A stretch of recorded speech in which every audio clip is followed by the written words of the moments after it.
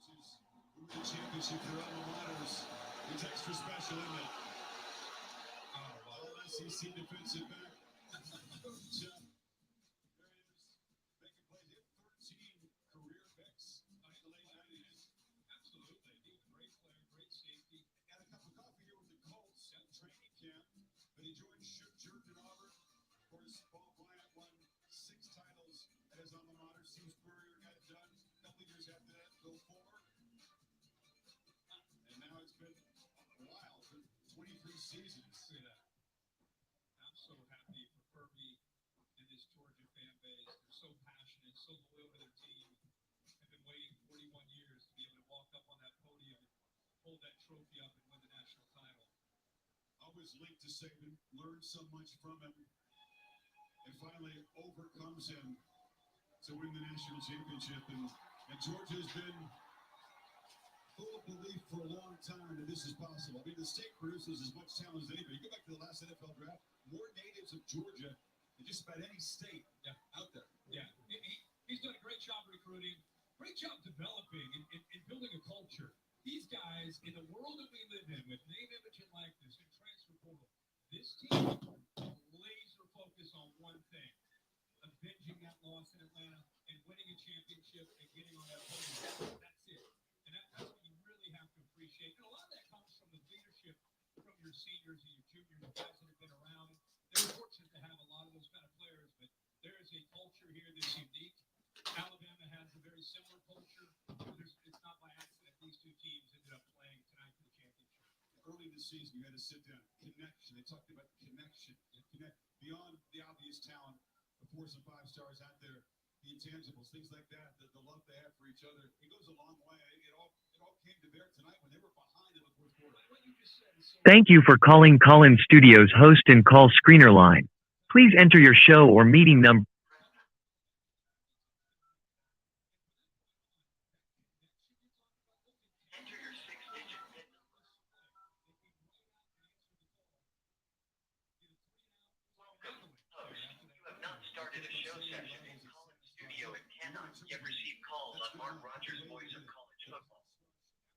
Visit the Collins Studio website to begin your session. Music will play until your session begins, or you may call back when you are ready.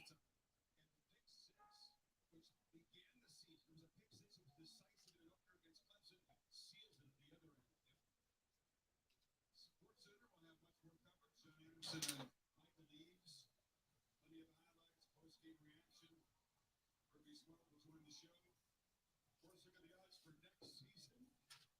I'm guessing that both of these teams will figure probably ahead.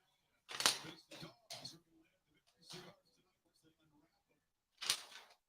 The trophy being handed out. Please take us on the podium.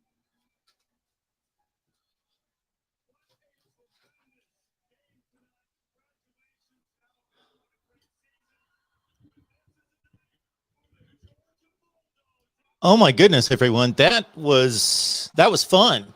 That was fun. That was a capper to the college football season. What do you think, everyone? That was amazing. Loved that game. And I am so incredibly happy for the outcome. I am happy for Georgia. Once I saw it take place, so I was very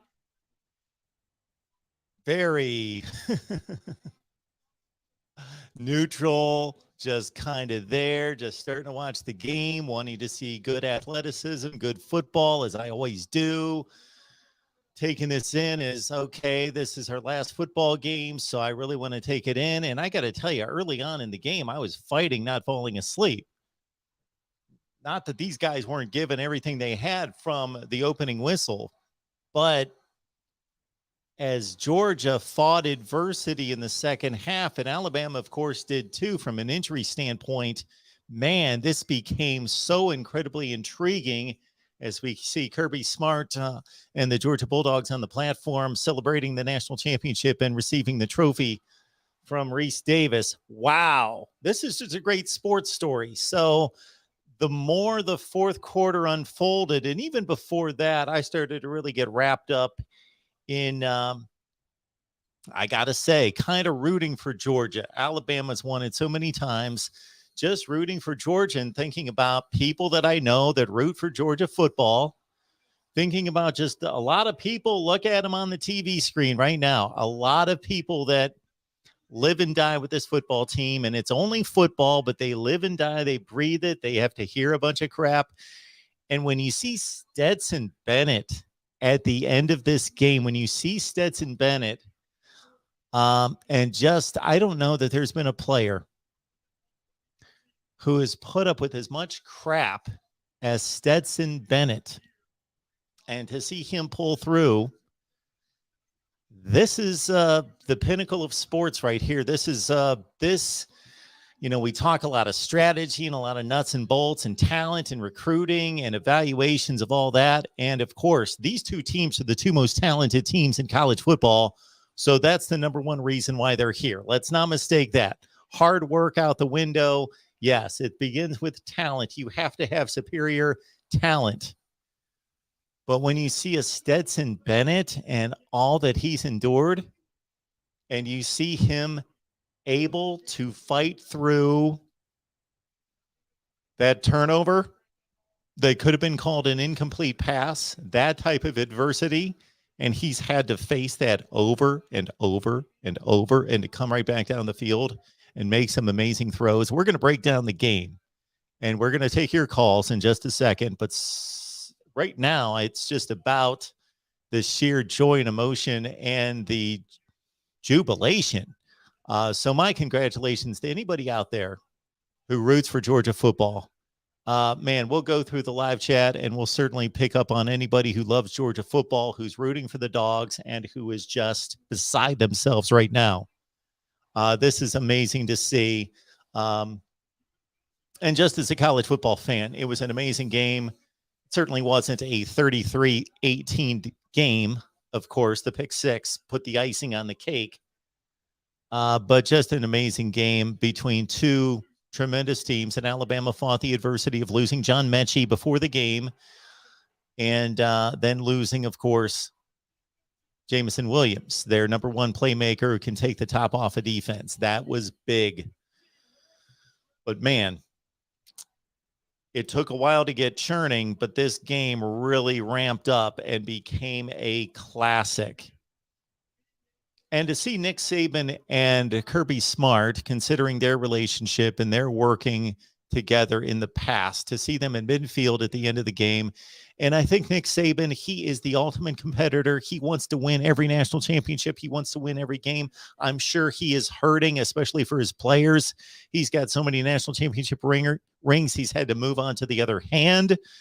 But he still wants to win another one for himself. I'm sure he wanted to win this game so badly tonight, but especially for his team. I'm sure he's hurting for them right now. But I think in that moment at midfield with Kirby Smart, he was genuinely, when does Nick Saban crack that much of a smile? When he wins a national championship, as opposed to losing a national championship game. He looked genuinely happy, overjoyed for Kirby Smart. And I'm sure he was at the same time. Again, it was just killing him to lose. But if he was going to lose to anybody, Kirby Smart. I'm going to take as many comments and questions as we can get to. I have already fired up the phone lines. We can get to those. I have fired up the phone lines, but I need to do some things in the call-in system to make it available. So we'll do that at the same time, because I just certainly, if you guys are ready to roll and ready to talk, we want to get to your comments and questions and everything. And as usual, I have taken my pages of notes, and I have all sorts of stuff that I would want to say. But as soon as you guys start firing off the questions in the comments, I'm all yours, and I'll probably never get to the analysis. Maybe we'll shoot a separate video tomorrow. Hang on just a second. We will fire up the earpiece in the call-in system, and we will get right to you in just a second. Enjoy yourselves in the live chat. For you Alabama fans, I do not in any way discount. I'm sure there are Alabama fans who are in pain and are frustrated and disappointed and mad. And you have, I'm not going to say you don't have a right to be, because you've won so many national championships. I'm not going to tell you that. because you lost this one. And especially for the players who have not won a national championship on the Alabama team. Bryce Young, for example, technically has a national championship. He won a national championship last year, but he was not the starting quarterback. He's going to take this hard. So I don't want to discount Alabama's pain, relatively speaking, but we know the deal. And I'm sure a lot of Alabama fans are about as okay with this loss as you possibly can be under the circumstances in a national championship game. You can probably tell that I am breathing slightly hard here.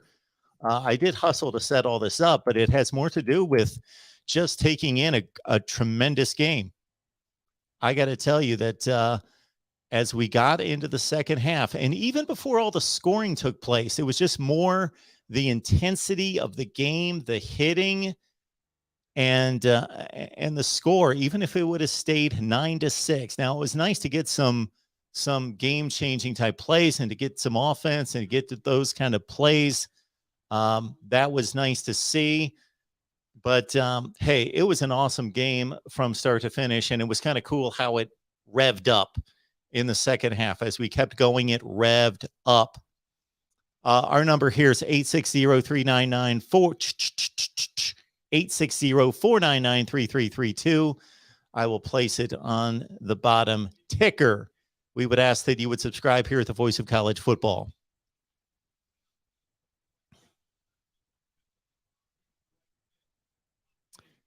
(860-499-3332). Otherwise, I'm going to dive into the comments, but I believe we've got calls on the line. Give me just 1 second here so I can hear you.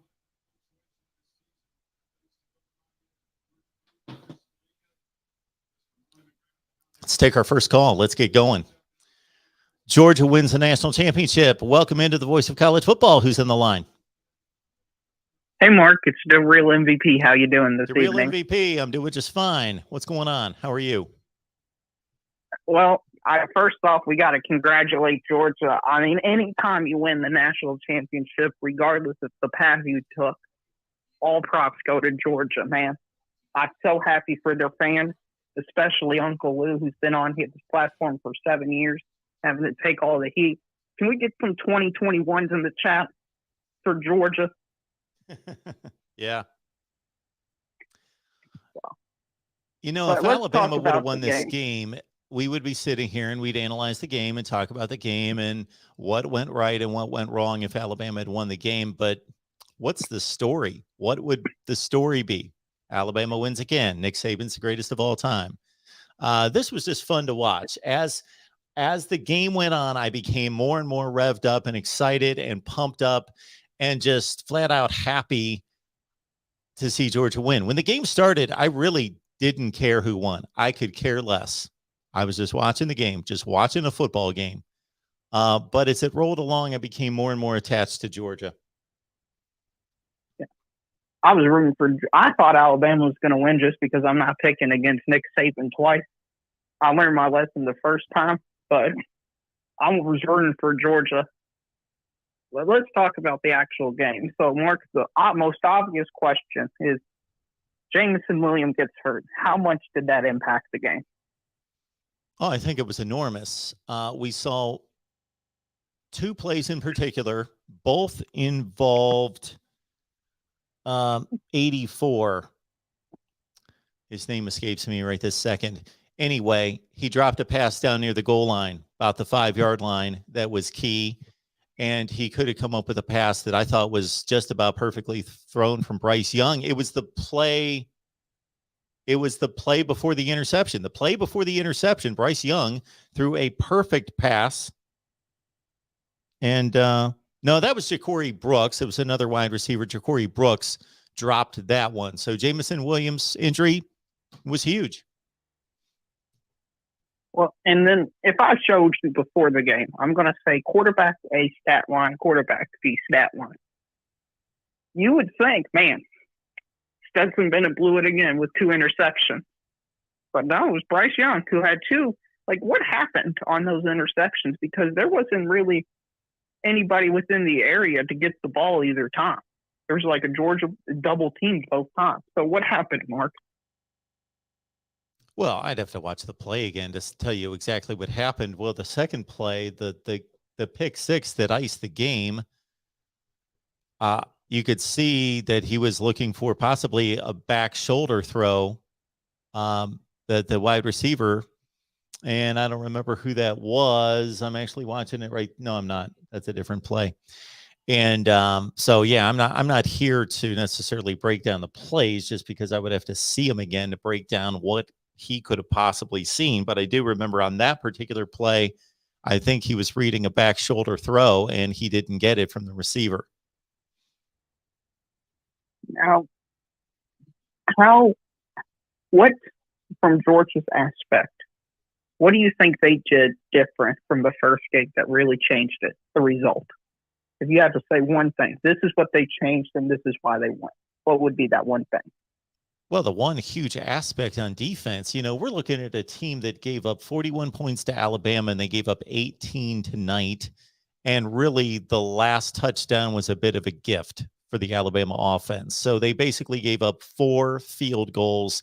They didn't give up a touchdown drive to Alabama the entire game. So the Georgia defense that I could go through my comment section from the last month of videos and point out all the people that said that the Georgia defense was a joke and that they were overrated and see what happened to their defense. And that was all a mirage against a bad schedule that I argued with over and over and over with. See, this is the Georgia defense. They gave up 4 freaking field goals and a 15-yard touchdown drive that probably shouldn't have happened.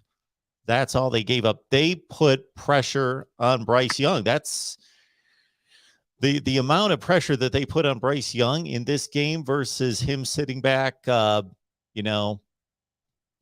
basically, counting to 7 in the pocket in the SEC championship game. That was by far the biggest difference in the game. And would it be fair to say now that all the games are over, that Georgia's defense is the greatest defense in modern college football? When did modern college football start? Well, after it went to offensive heavy plays, what I'm talking about, because you had 2011 where it was all defense, but now you're talking about gone to a complete off. See, that's why I ask questions like this. Because if you looked up modern college football, some people would say that's post-World War II. Some people would say the 20th century on. We're talking all sorts of time frames. You're only talking about like 7 or 8 years. Modern college football. Okay. Yes, it's definitely the best defense in the last 10 years. Absolutely. And what does Bryce Young or what does Alabama's offensive line need to do in the offseason to win the national championship game next year? Stay healthy. I don't know that they need to do anything. They don't need to do anything but continue to work and improve. I think that what Kirk Herbstreit pointed out a number of times was very obvious that, and this is not making an excuse for Alabama, they lost fair and square, but there is a difference between Bryce Young with John Mechie and Jamison Williams versus their backups and not getting the same number of reps with the backups.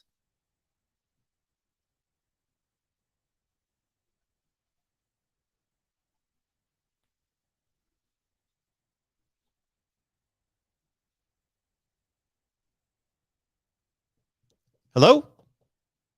Did we lose him? All right, we will continue on here at the Voice of College Football. I believe we lost the real MVP. We'll move on to our next call here at the Voice of College Football. Who's on the line? Hi there, Marine 76 or David. I was actually, maybe this is the wrong time to discuss it, and that was a great game, but I'm actually wondering, I actually feel as though, I should say, that the Pac-12 has been just demolished in the sense that they're not a national brand anymore because they're unable to get a team into that playoff consistent. Well, I guess Oregon is like I guess that would count. But I feel like the Pac-12 brand, why would I, if I grew up on the West Coast, I don't have the opportunities that I would have if I were to go to the SEC school. And that has attrited the play in the Pac-12 to such an extent that it's hardly the brand it was in the 90s. It feels as though, and now this is, antisocial to the South, I think, to an extent. But I think that the group of five has to have their conference champion in that new 12-seeded playoff, or every conference champion from every conference plus maybe Notre Dame, and then probably on the bubble SEC school. So what you have there is the 10 conference champs and then the 2, because they have to admit that they're not going to get there, and then they can start recruiting people again, and then they're going to have a better brand on the field, or they're just going to get left behind. Yeah, I'm not going to address the Pac-12 issues minutes after the national championship game that did not involve the Pac-12, because we've got all off season. That's understandable, sir. Yeah, we've got all off season to address that. But much of what you said is right on the mark, and things that we've talked about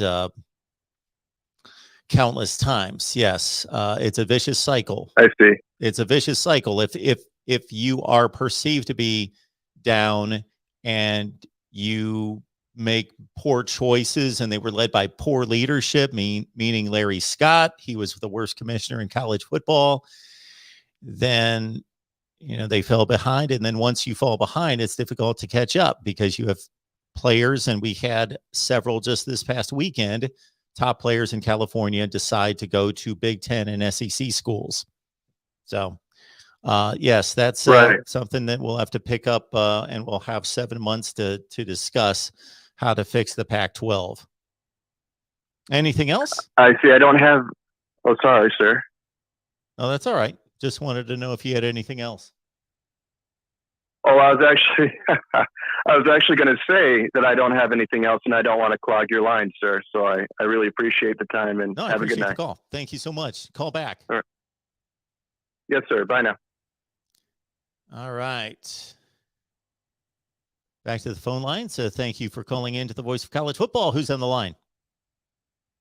Well, I'm just happy that Uncle Lou's not going to drink another Diet Coke or Coke from 1980. He must be ecstatic. He's going ballistic. I was on his live stream and talk about a guy that's not ready to party. It's Uncle Lou right now. Yeah, I'm surprised he was able to do a live stream after the game. Yeah, he's doing a lot of talking right now. He's having a good old time. I bet he's having a great time. Mark, you probably remember that team in 1980. What was that? Bud Ballou, Herschel Walker, Terry Lindsey Hogue. Scott. Yeah. They beat Notre Dame, and I think was Dan Devine's last game down in the Sugar Bowl, if I'm not mistaken. Yes, because Jerry Faust took over in 81. So, yes, they did. Right. I remember it well. I shouldn't say I remember the game well. I watched every play of it. And I think Terry Hogue was such a good defensive back. I think he got like a top 5 to 6 Heisman consideration. And, of course, Herschel Walker was the star. Right. Well, the next 2 years they were in the Sugar Bowl, they ran into the state of Pennsylvania. Dan Marino threw an absolute dime to beat him in 81. And then, Air Paterno beat him in 82 with Black legend Kurt Warner. Yep. Yeah, two really good games. Yep. Yeah. Well, congratulations to Georgia. They deserved it. I thought that coming in, I thought that there was a case that they could have had the better roster. Obviously, you look at recruiting rankings, they've recruited, I believe, more 5-stars than anybody else in the country, if I'm not mistaken, right? I think we're second at Ohio State on overall 5-stars on rosters, if I'm not mistaken. I think that the difference in rosters, if you want to call it that, is so inconsequential. I would just say that these are the 2 best teams in the country. Right. And 2 of the 3 most talented. I think it's pretty obvious to see that. And to see that and also match it up with the statistics. Well, one thing I'm going to throw out there, Mark, we always talk about quarterback play. Football is more quarterback driven now than it ever has been. It's interesting, the last 5 national championship quarterbacks, you stop to think about it: Deshaun Watson, Tua. 18 was Trevor Lawrence. 19 Joe Burrow. Last year, Mac Jones. Obviously, Watson's going through a situation, but all pretty much starting quarterbacks in the NFL. I don't know. Is it a stretch to say that Stetson Bennett probably won't be a starting quarterback in the NFL? I can't see it, but who am I to sit here and count him out? True. Hey, he made the big plays in the fourth quarter. I mean, Georgia's defense kept them in that game, and as an Ohio State fan, we remember losing a big-time wide receiver in a national championship game, right, Mark? Yes. Yeah, who am I missing here? So, well, I was going to say Ted Ginn in 06. Oh, Ted Ginn. Yeah, sure. I mean, not to say I think that would have made a difference, but I think Ginn was a big part of that offense that year. It was a huge loss. But, I mean, I don't think Alabama fans should make any excuses. Even though Jameson Williams was big for them this year, it would have been interesting to see, had he not gotten hurt, just kind of what effect that would have had. Because I wonder, obviously you utilize your best receivers, but, I mean, Georgia was the better team, and their defense was incredible, by the way, and gave their offense a chance in that fourth quarter. I don't know what's your overall thoughts on. Well, I think we tackle these kind of topics all the time, and that's one of the reasons why we're here. So, if an Alabama fan wants to call and just talk and speculate about if they would have had Jameson Williams, if they would have had John Mechie, I think that's valid. We can go through the annals of time and talk about any championship scenario and injuries that occurred during the game or before the game. And of course, this whole Nick Saban era was started with Colt McCoy, who was one of the best quarterbacks in the country, getting hurt very early in the game. So Texas fans will raise that just so it's done with a level of class and respect to say, hey, it's part of the game. We didn't play with those guys. We had to play with the guys that we have. That's also part of a championship team as well. Being able to sustain the injuries and the next guy to step up and bring it home. So I think it's a balanced conversation to have. Right, and I doubt Alabama fans, if a key Georgia player got hurt and Georgia brought that up, they would, I wonder if they would let them use that against them. So, you're right. You got to be fair about this both ways. But yeah, Georgia deserved that. Defense was incredible. I thought in that fourth quarter, though, I really was wondering after Bennett had that turnover in the fourth quarter if, that was going to be curtains for them. But, he had a few huge throws. Was wondering if his receivers were going to finally get open and make some plays, and it looks like they finally did in that fourth quarter. Yeah, they really did. They really did. And I, like you, thought I thought that it was very unfortunate, and I'm not saying that they made the wrong call on the replay because technically the ball left his hand before it was forward, before he brought the arm forward. But I just felt that to be unfortunate that, especially comparing that play to the Bryce Young play, they're very similar plays. Bryce Young was not throwing a football. He was basically spiking a football on the ground. But because of the rules, he gets away with that. And Stetson Bennett doesn't get away with what, was he trying to get rid of the football as well to avoid a sack? Yeah, that's what he was trying to do. He was trying to do the same thing Bryce Young. And I understand it's more than just intent. It's also, what's the motion of the body? And at one point, you have to make a delineation between fumble and pass thrown, and the rules need to be clear, and so the interpretation of the rules were clear and they were correct, but just to see those two plays go in opposite directions, I felt bad for Georgia at the time because it just seemed to be again another time in which they wouldn't quite get the breaks. Yeah, it was amazing the way the guy was able to still recover that before getting out of bounds. Yes. He's kind of fortunate, I think, that way too, wasn't he, Mark? Yeah, I don't know if he was trying to do that or not. It didn't look like he was. It looked like he was just picking up the football, but it turned out, at least in the moment. Yeah, I think, it's going to be interesting going forward how these teams, I think these teams will obviously be ranked very high going into next year. Going forward, I think my Buckeyes will be ranked pretty high, of course, but we'll see. Have to see who leaves to go to the NFL and all of that going forward. But congrats to Georgia. You took down the Death Star. It took you some tries, but you finally did it. And a good friend of mine is a diehard Georgia fan, and I gave him a shout out tonight for their victory. So it was a big win, and Uncle Lou's going to party like it's 1980, right, Mark? There you go. All right, David. Thank you so much for it. I appreciate All right, it. Mark. Have a good night. You take care of yourself. Yep. Bye bye. Yeah, so I sent out a tweet near the end of the game as the seconds were ticking off.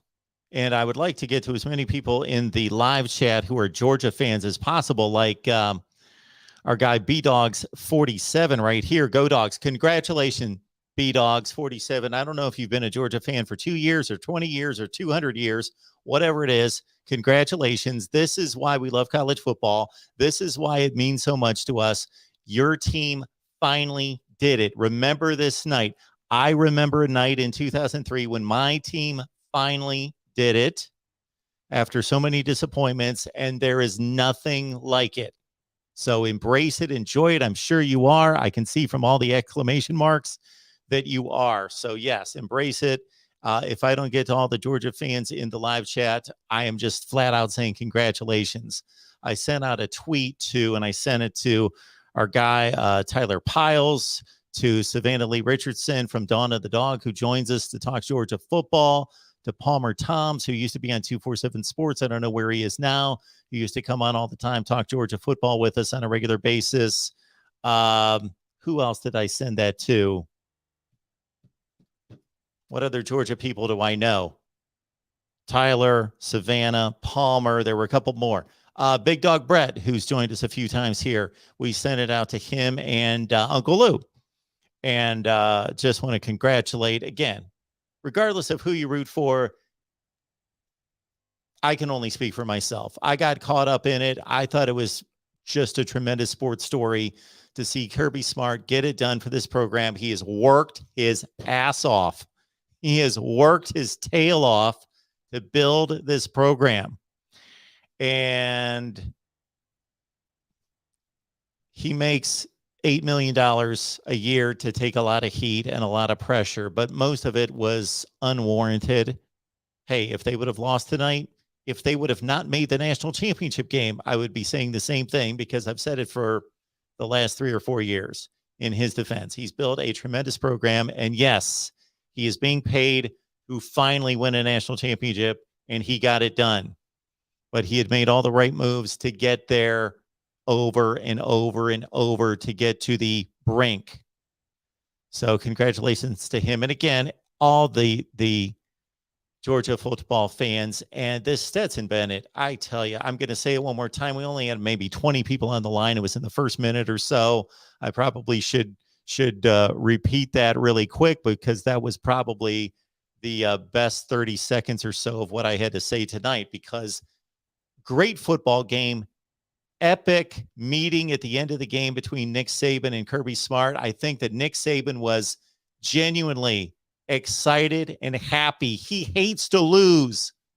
Yes, he's the ultimate competitor, and I'm sure that he's hurting for his players, but you could see it on his face. He had a bigger grin on his face at midfield congratulating Kirby Smart than he does when he wins the national championship. I thought that was really cool, because I know he's thinking, damn, we lost inside. He's like, pissed off. Lost a national championship. But the other side of Nick Saban is like, that's my guy. He finally won it. So if I had to lose it, I lost it to him. It's cool. And he was happy. And he was, I'm sure, happy in a sense. I don't even know how to explain it. When That's got to be a strange feeling. I can't put myself in that place where Nick Saban would have been. And you see this from time to time in sports where you've got to, they have to be at the level of competitor that they are pissed off that they just lost. They work too hard and they love their team and love their kids too much to not be pissed off about the loss. But at the same time, they've worked with this guy. They've mentored him. They've seen him grow and build a program. So they're charged up and happy for the other guy. It's got to be a strange feeling. Maybe it's like sending your kids off to college or something. So that I have experienced, or knowing that your kids are graduating from college and watching them walk down the aisle and go across the stage to think, oh man, my baby's growing up, but I am so proud of them. That's what I can compare it to. All right. So all the Georgia fans in the live chat, I'm probably not going to be able to catch up with you. There's Eric Schneider. Congratulations, Eric. You must be a Georgia fan. So let's take our next call. Welcome into the Voice of College Football. Who's on the line? Hey, Mark. It's Sean. Hey, Sean. Hey, Mark. Hey, just to say, just excited after great cap to what has been a pretty cool and interesting season this year. Certainly excited to see just someone new as a national champion, someone who hasn't been there in a while. I know Georgia's not like an underdog program by any stretch of the imagination, but it is some fresh blood, at the top of the heap right here. So, I mean, I didn't have any rooting interest in the game, but I think in the end, like the rightful team, the deserving team won. I really hated to see the Jamison Williams injury early in the game, but we never know. It's part of the game. So, and I was just wondering, like, do you feel like this victory for Georgia might create a little bit of a market shift, a little bit of a change in the approach to in the zeitgeist of how to build a team? Because this Georgia team doesn't look anything like most of the teams that have won national championships recently. They're very heavy, and like they like to line up in the I formation and 21, 22 personnel and just sort of run it right at you. They work the play action. They've got defensive linemen and they're like true nose tackles. The defensive line goes like 270 to like 350 all the way across. And as the game's become just sort of more of a perimeter game, a lot about speed and space. Do you think this, Georgia's showing you can get it done this way? You can actually get to the top of the mountain playing this brand of football in 2021. Do you think that will, maybe, change the way some of the upper tier programs approach building their teams? Well, I don't know if it's going to change anybody else, but I think it proves basically the same thing that Michigan proved this year. So they proved the same thing. Georgia just has more talent. And so they proved it on the national stage as opposed to Michigan just proving it in the Big Ten. Is that what Michigan did this year that impressed me? And I know we're talking Georgia, but I liken it to Michigan in that, and we knew this when they faced each other, that we were going to see carbon copies of each other facing off. Just again, Georgia's more talented. Is that Michigan was able to maintain its identity. And so I see the same thing out of Georgia, able to maintain a tough bully mentality. I say that in a positive way for anybody that's a little sensitive out there.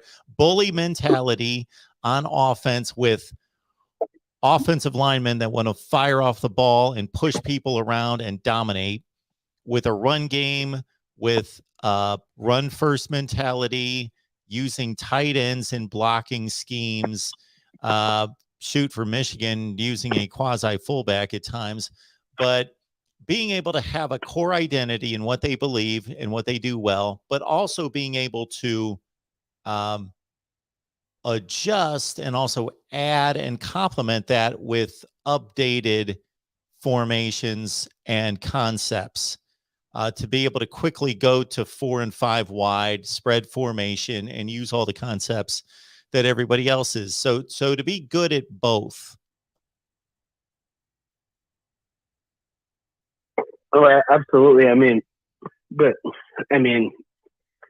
and I think they might, in some ways, I think you have an advantage a little bit being a little bit different because, if everybody else is recruiting kind of the same types of athletes and the same types of players, that pool gets pretty thin pretty quickly, right? Everyone's after the quick slot receivers who can, nowadays who can run 4-4. They're all after the dancing bear, offensive tackles who, might not be the most physical, but if you're, one of 2 or 3 countries in the program committed to like actually playing this brand of football, there's not as many people competing for those resources. Like I said, I don't know how many people, I don't know what Jordan Davis's recruiting profile was like, but I imagine there were quite a few big programs that said, nah, we don't really need anybody like that. He was only a 3-star. I know that. Well, he was a 3-star, you said? Yeah. Yeah, and in 1998, he might have been a 5-star. That kind of guy. I don't know. But yeah, so, and just going to say, do you, Bryce Young playing today, there's such a difference with them with obviously Williams and Mechie on the field. And both of them not being there, he looked, I don't know, like kind of lost out there at times tonight. Well, you lose the guys that you've been playing with all year, and most teams, and I'm sure Alabama's included, they have their first team out there in practice all the time working, and the second string quarterback only works so much with the ones and the twos with the ones, and so the first string quarterback with the twos. So I think that was obvious. I think that was apparent. I don't want to take anything away from Georgia, but I just think that was apparent that he missed those guys. Yeah. Certainly not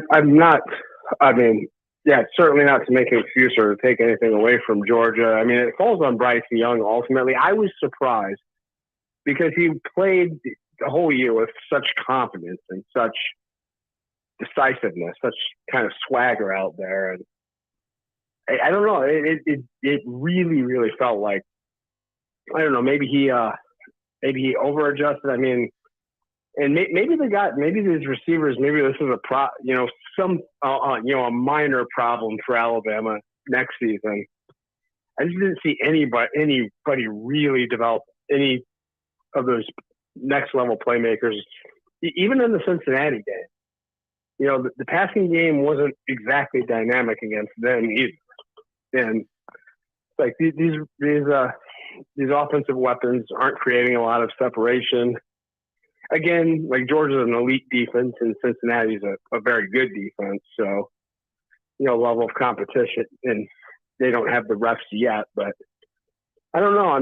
It's kind of a minor point of concern, a potential point of concern for Alabama going forward that they haven't had in a while. They've been so deep. Bryce Young is? No, I'm talking about, the offensive weapons, the wide receivers going forward next year. None of them in the last couple games really showed out to me that they're really, at least yet, ready to be the guy, ready to take over. You're right. Ready to take over.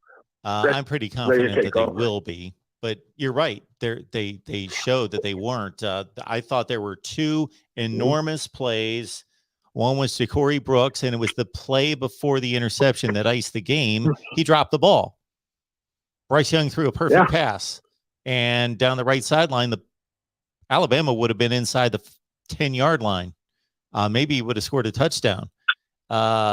So who knows what would have happened? He catches that ball. We might be sitting here saying Alabama won another national championship. And then the other one was, oh, shoot, I've got it down here. But anyway, whoever it was, he made a couple decent plays after that. I think he actually even scored a touchdown. He flat out dropped a brilliant throw from Bryce Young. I don't see. I guess Was I it just Bolden watch these games a little played? different than other people. I think we put way too much on these quarterbacks. Did Bryce Young play the best game of his life? No, but did he play I think it's a very simple thing. I think we should all go back out in the backyard and start throwing footballs to somebody about 20 yards away, and then have do that for about 5 or 6 throws, and then have like 4 people rush right at us and knock us on the ground while we're trying to throw the ball, and see how well that goes. I just, Georgia's pass rush in this game versus the first meeting they were 2 completely different defenses entirely.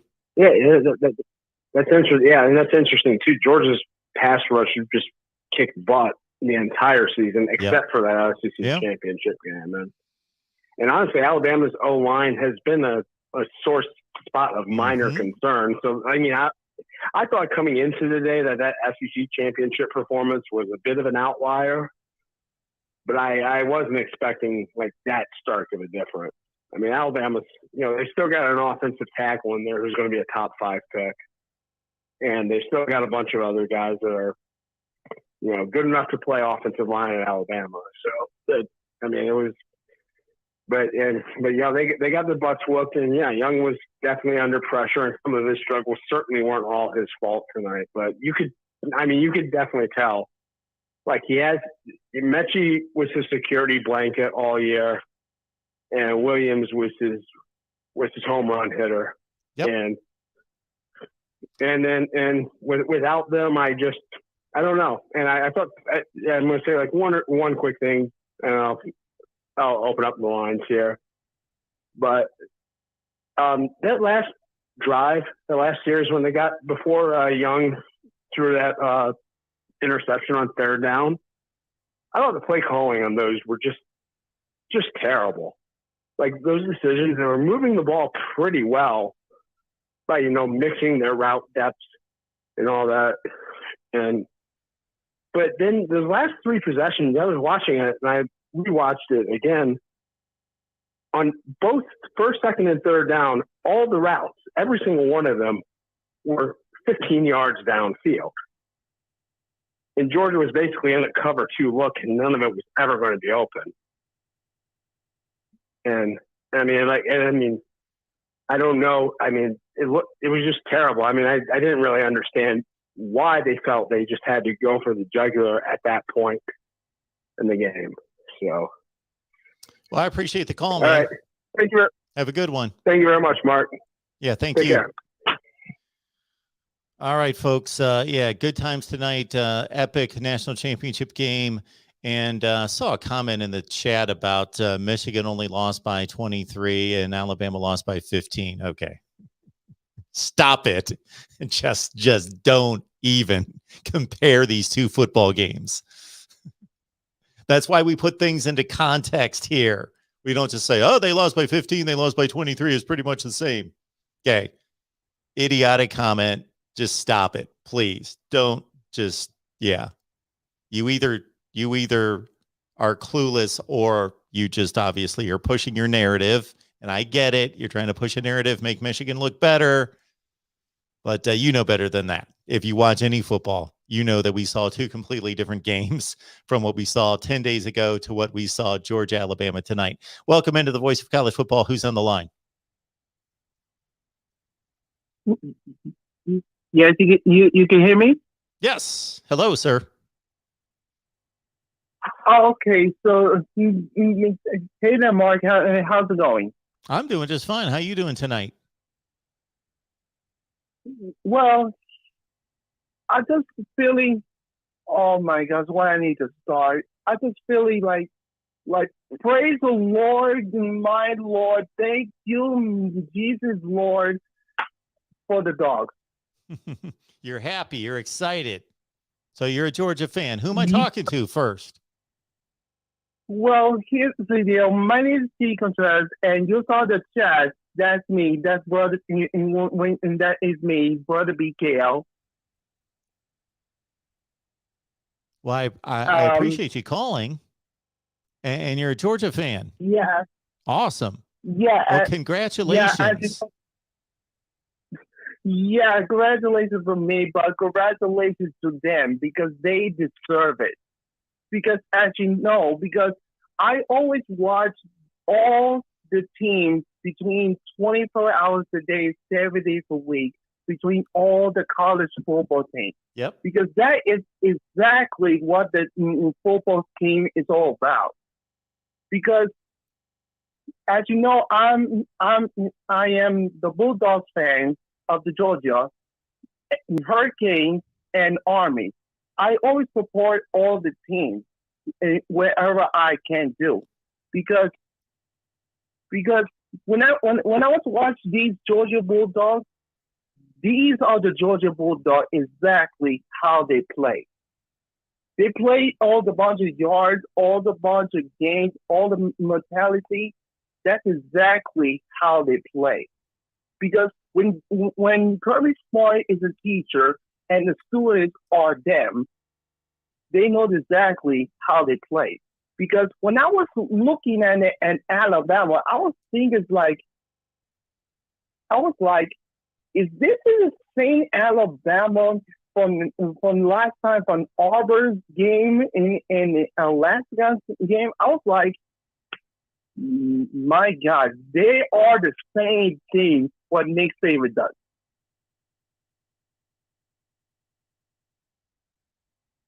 So yeah, but they're gonna say Georgia Bulldogs did a great job. Well, I just want to say congratulations, and I appreciate you calling. And go crazy tonight. Be safe, but celebrate. Have a good time. Enjoy it.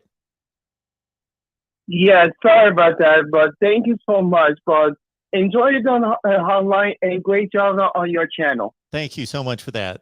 Those are kind words. I appreciate that. Have a good night. Yeah, no problem. Let's go, Dogs. All right. Next up here at the Voice of College Football, who's on the line? They're Marine 76. I have a more pertinent question, I believe, and I forgot to say congratulations, Bulldogs. I have to say that Stetson Bennett, schematically, he had the ability to really benefit from those slants because there was man-to-man coverage down low, and he had the opportunity to go up top. But one of the things that I noticed was that Bryce Young was not the beneficiary of those short passes that a previous caller, maybe a caller ago, noticed. And I think that was that's surprising to me because I consider Saban to be one of the best planners in college football. But I obviously I can't see the full field while I'm watching the actual game. One thing that I noticed is that NFL scouts are really putting a lot of they're seeing a lot of quality in Bryce Young.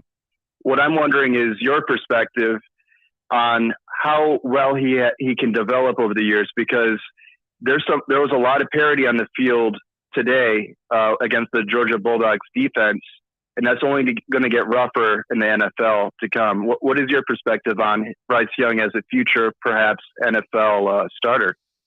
Well, I look at his body type, and that's a concern. I don't want to overplay that. I don't want to demean somebody who has overcome and continues to kind of buck the odds and the trends in terms of his body type and his thickness, is that he can only get so big. He would get beat up in the NFL, I think, right now.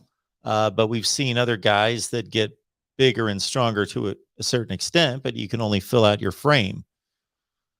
In terms of such as your Drew Brees, your Doug Flutie's, then? Well, yeah, you're going back a ways with Doug Flutie in particular, but yeah, I'm trying to think. Lamar Jackson. Look at Lamar Jackson. He's never going to fill out to be Ben Roethlisberger, but he's a much thicker dude today than he was when he was a sophomore at Louisville. So he's done everything Right. he can to get stronger and at least put up with a beating. So I think so that he might be devalued. But do you believe that perhaps if he goes for his junior and his senior year, that he has the opportunity to grow with those progressions? Because I think he's exceptional for a sophomore. But of course, like you said, even scouts are going to say this guy is a little bit on the short side. Let's go with the big arm.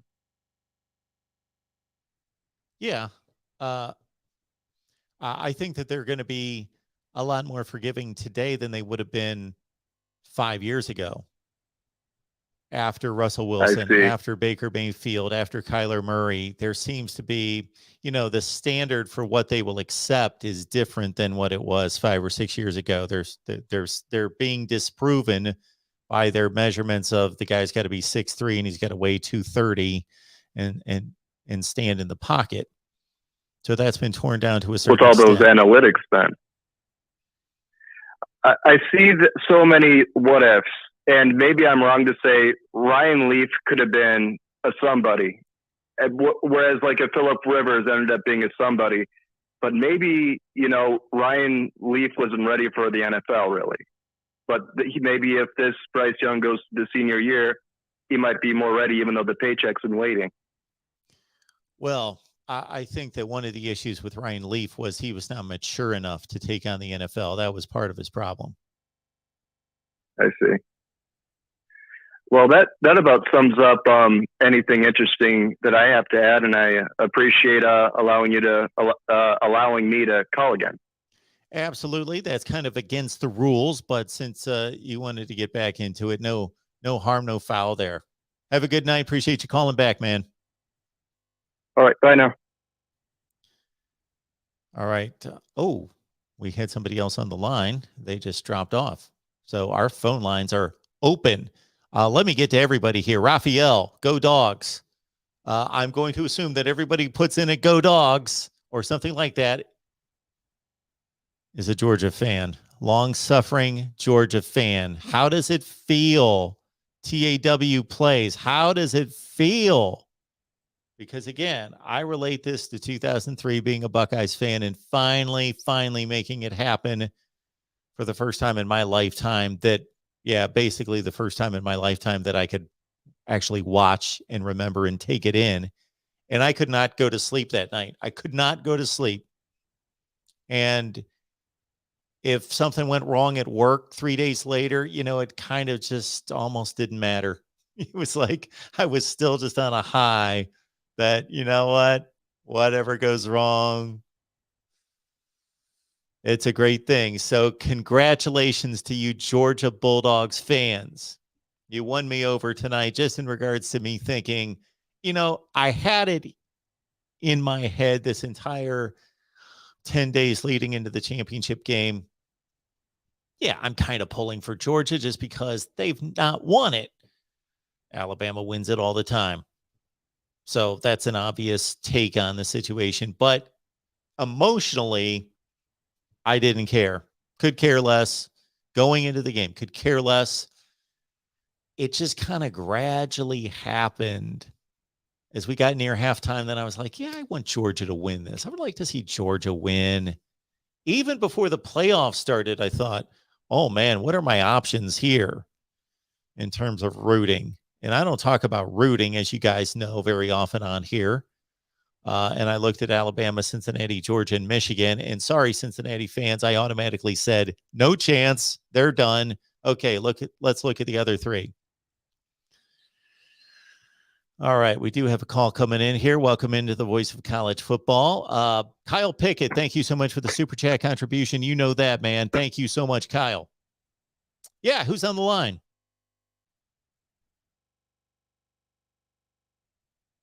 Hello? Hey, is this NT8, man? Hey, what's going on? NT8, man. Oh, we got Navy Thomas on the line. Look at this. Yeah, buddy. Oh, man. Hey, this is a banner night. I was checking you. I was checking for you during the entire game as I kept listening and watching it on Gamecast. Yeah. And I couldn't find you. So the only one I found was Big Screen Pete. Yeah, Pigskin Pete. Yeah, was he on? Okay. Yeah. So just, that's well, Navy Thomas, let me tell you something.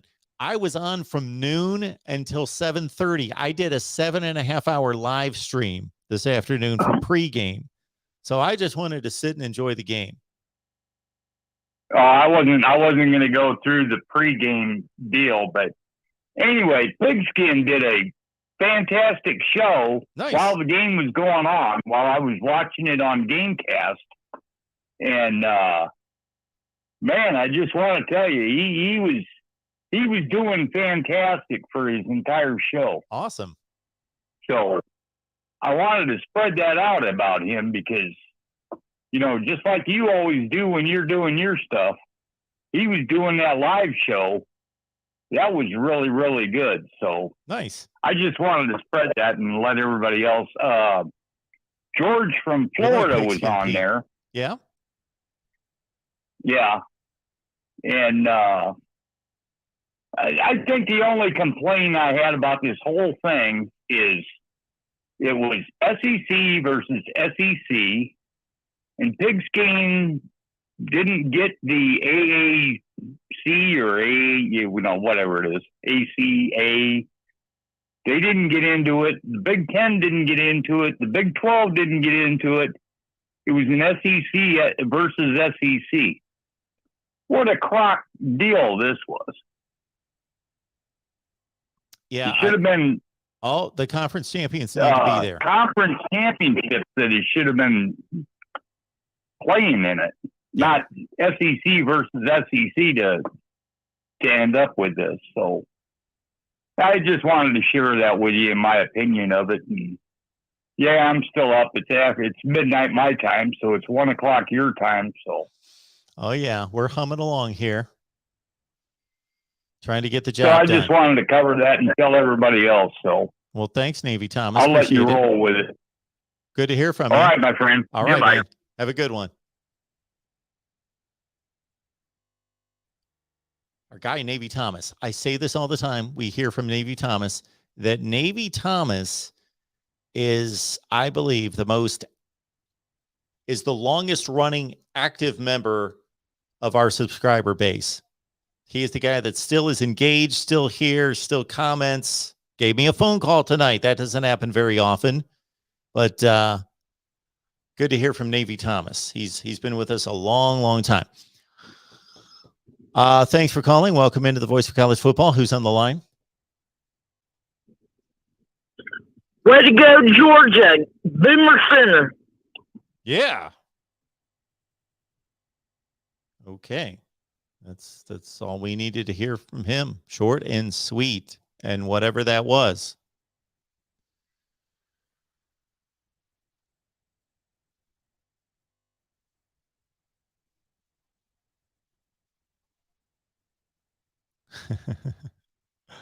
People commenting on modern college football.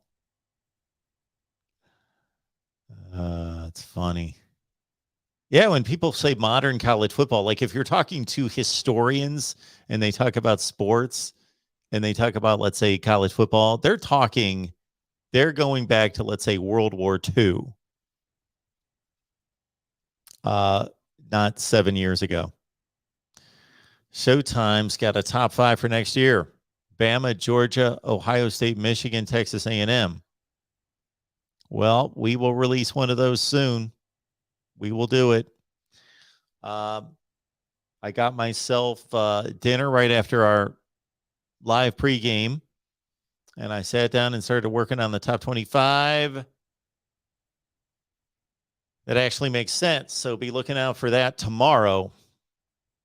And then I am going to present a top 1 through 130. We're going to rank everybody. Charisse, thank you for the congratulatory message for all the Bulldog fans. We got to pay honor and respect and congratulate and celebrate with everyone tonight. Paul, got my Georgia championship hat ordered. Go Dogs. Let's put him on the screen. Paul, good to hear from you. Hope you're still here. And yeah, I just I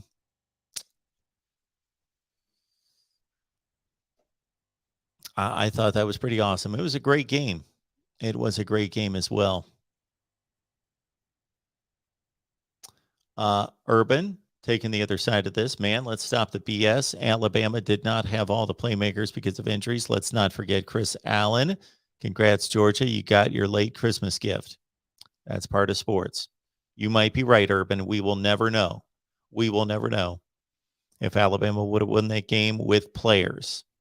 We don't know that. We can go through the annals of sports history and rewrite everything if we're going to go through injuries. You might be right. We don't know.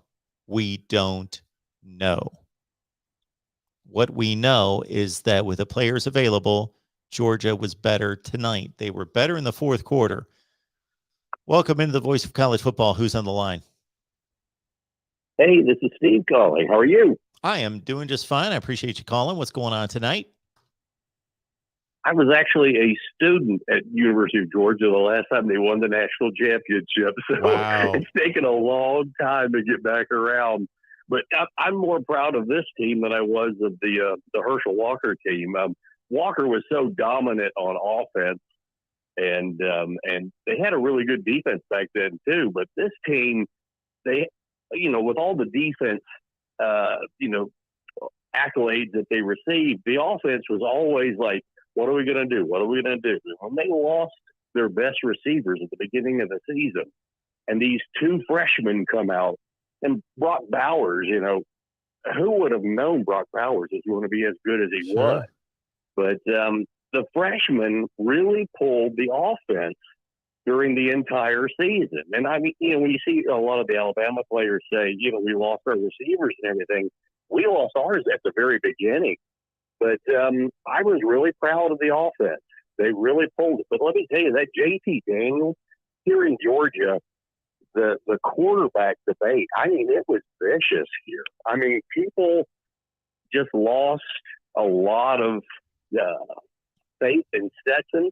And it's because I think he wasn't really a good player. He just didn't have a lot of showmanship. And I think that kind of cost him. But he could hit the big passes when he needed to in some of those key games. But being a sports fan in the state of Georgia is just one of the most traumatic things you could possibly happen to you. The Falcons, we've seen them lose at the end. The Braves, we watched the Braves lose one World Series after another with the best pitching staff in the history of baseball. The Hawks, the best team they ever had was with the Celtic dynasty with Bird, all those guys. They beat us every year, the first round. And so it's just really hard being a sports fan in Georgia. So I think the funny thing, too, is ESPN has this series on the biggest upsets in college football history. I think Georgia has like 5 of the 10 games in that show on ESPN, which is just Georgia football all the way through. But they pull some great players. Georgia has fielded some great high school players. And, we always have some really good teams, but it's just so sad to see them at the end, especially the last championship game when they just throw Tua in there and he throws the bomb. And, we were in tears at the end of that game. But that's just kind of been sports in University of Georgia and sports in Georgia in general, pro and college.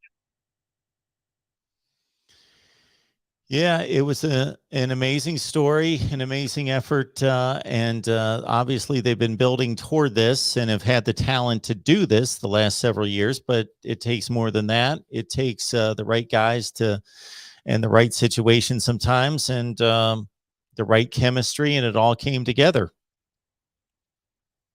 Yep, great season. Very proud of the guys, and like I said, those freshmen really stepped up. I mean, it was just really something to watch the guys on offense that when we needed them the most, they really came through. Yeah, it was a great game. It was a great appreciate game. your show, and go Dogs. Appreciate you. Thank you so much for the call. Appreciate that. Okay. All right, let's keep it rolling here at the Voice of College Football. Who's next up? Hey, Marcus, George, how you doing tonight? There he is. George, how do you take this? Yeah. I'm ahead of my time. I want to talk about my garden gnome business. Are you going to back me now or what? Your who business? What am I backing? Garden gnome. Gardening. I make Stetson Bennett garden gnomes. They look just like Stetson Bennett. I've been doing it for years. Hey, George, you produce them and we'll put them up here. I'll put them on display behind me on the shelf. We'll knock out some lousy football helmets from like Texas and Tennessee and other teams that aren't getting the job done. Hey, Mark. Yeah. Mark, listen, these aren't your ordinary garden gnomes. These things have class. Some of them are shooting a bird. Other ones are making like look like they're a weightlifter. I never have a problem with a raccoon or a squirrel or a fox or a bear. Coyotes, no problem. Opossums don't come on property. You just set one of these outside your back door and you're safe. Oh, Stetson, you got to feel good for Stetson tonight, George. I do. Mark, I too am vertically challenged. I'm only 5'6". I like little people, generally speaking.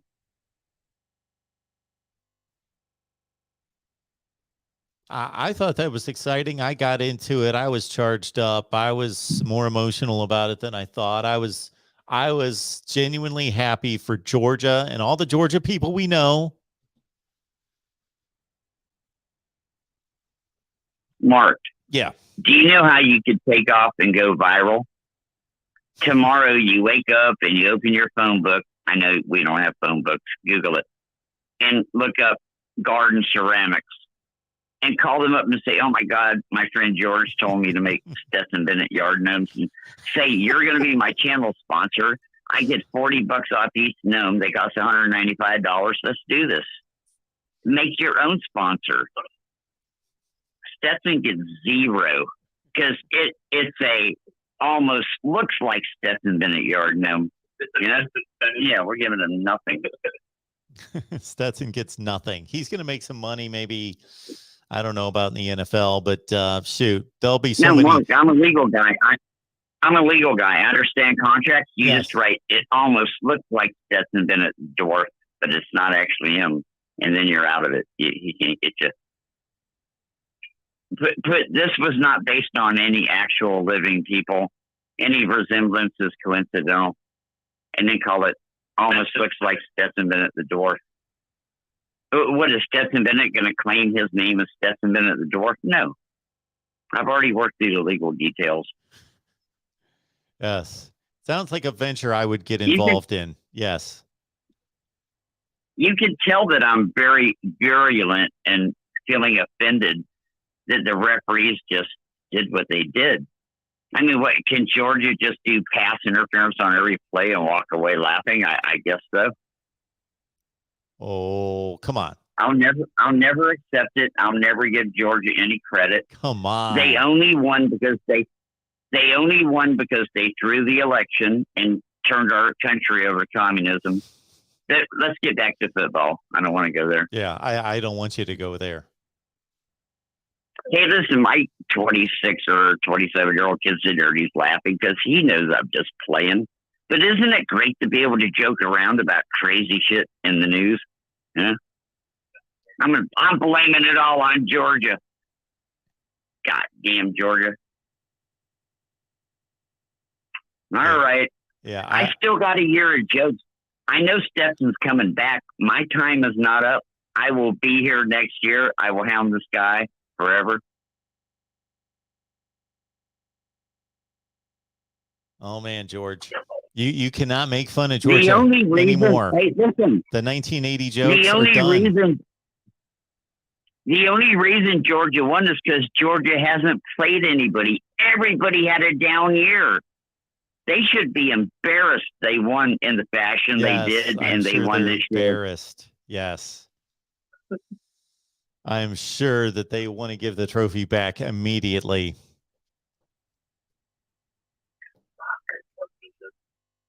Hey, Georgia, Stetson's coming back next year. Cheer up. we get to go through this insane shit again. I saw your boy Dan Mullen doing a little pregame on the SEC network. I know. I'm never comfortable with seeing Dan Mullen on camera. Are you? Can't I say think that he's it really more of an bothers off-camera. me, but Yeah, he's more of an off-camera guy. He should be sitting in the office watching tape or something. He doesn't need to be on TV with his Nikes and his suit. I mean, at least get a pair of Italian loafers, you know? all right, George, I should have never mentioned Dan Mullen. We're going to keep moving here. You and your boy have fun. All right. Maybe the Gators. I want to say congratulations to the Georgia fans. Okay. I'm never going to admit I said it, but congratulations, Georgia fans. All right, George. Don't quote me on them. We didn't. All right. Bye. You're on record. All right. No more 1980. You know, it seems like the fan base, it's not ironic. It's just strange. It's just odd. The fan base that hits Georgia fans with this, at least on my channel, more than any other fan base, you would think it would be Tennessee fans, Florida fans, Alabama fans. No, Miami fans. Anyway, welcome into the Voice of College Football. Who's on the line? This is Terrell. How you doing, Mark? I am doing well. Appreciate you calling. What's going on tonight? Yep. First time call, I watched the game, but I was having a debate with a couple of my friends. Yeah. Who do you think is the better quarterback, CJ Stroud or Bryce Young? And this is my first time calling in. Love the show. I'm gonna hang up and just see you again. Well, thanks for the call. Appreciate you calling. Call back anytime. Thanks, Mark. Oh, my goodness. CJ Stroud or Bryce Young. That is a great comparison. You know, I'm going to side with Bryce Young. Not by much at all. And some of the throws that CJ Stroud made in the Rose Bowl, I think the thing that I will say about CJ Stroud is that I think he played his best football in the Rose Bowl. He made 4 or 5 throws in the Rose Bowl that I hadn't seen him make before. Throws that you would see Aaron Rodgers make on Sunday. And so if he continues to progress and makes those kind of throws on a fairly regular basis, they're not even the kind of throws that you would expect NFL quarterbacks to make on a regular basis. But if he can make those on a semi-regular basis, I still have to side with the mobility. And CJ Stroud's not a non-athlete or not immobile by any stretch. He just refuses to run. As opposed to Bryce Young, who he didn't take off and run, I don't think at any point tonight, but he has in other games, and he is more mobile. He's just slightly more athletic than CJ Stroud. It's not a huge comparison. He's not Michael Vick. So that's where I'm going there. Although I got to say, man, if I would see CJ Stroud throw the ball like he did in the Rose Bowl for 2 or 3 consecutive games, and I would be able to say that's the CJ Stroud that we're going to see every game or practically every game. And he's reached that level of consistency where he can hit his ceiling more often, then I would side towards CJ Stroud. But I'm still going to go with Bryce Young at this point. It's close. Great question. All right. Thank you for calling the Voice of College Football. Who's on the line? Hey, this is David, the truck driver. I called in a couple weeks ago. David. And, yeah, truck driver. And I'm a Georgia fan. And I just wanted to congratulate all my other Georgia fans listening to this. And that guy before talking politics, he's a wild one, ain't he? Oh, yeah. George has been around here for a while. Yeah. George has made more comments on my channel than anybody, so I kind of let him loose a little bit because he's supported for a long time. Yeah, well, if he thinks the refs let Georgia get away with things, I would have to ask him how he feels about that fumble Stetson Bennett made. Exactly. Well, if that would have been anybody a little else, questionable. if that would have been anybody else, I would have argued the point. But I know George is just kind of all over the place on these things, so I just kind of let him go. Yeah. Hey, George, it's called Adderall. Talk to your doctor. They'll get you set up. Oh, man. But seriously, it feels good. It does feel good. I bet. No more 1980 jokes. No. Because, and I hope, it wasn't so much of a, this season wasn't so much of a 2010 Auburn, 2019 LSU. You know what I mean? We didn't get this amazing quarterback, or, out of the transfer portal, or we didn't hire some young shot from the Saints to come over here and start run our offense. It was Georgia doing what Georgia does and won the national championship. So I feel confident saying this, and I'm usually not confident on saying anything about college football because I'm a Georgia fan. Because hope is my enemy. I'll say this: I don't see Georgia going down the same road of like next year going, 6-6. One, we don't play in the West, right? So that's a big one. Mm-hmm. Okay.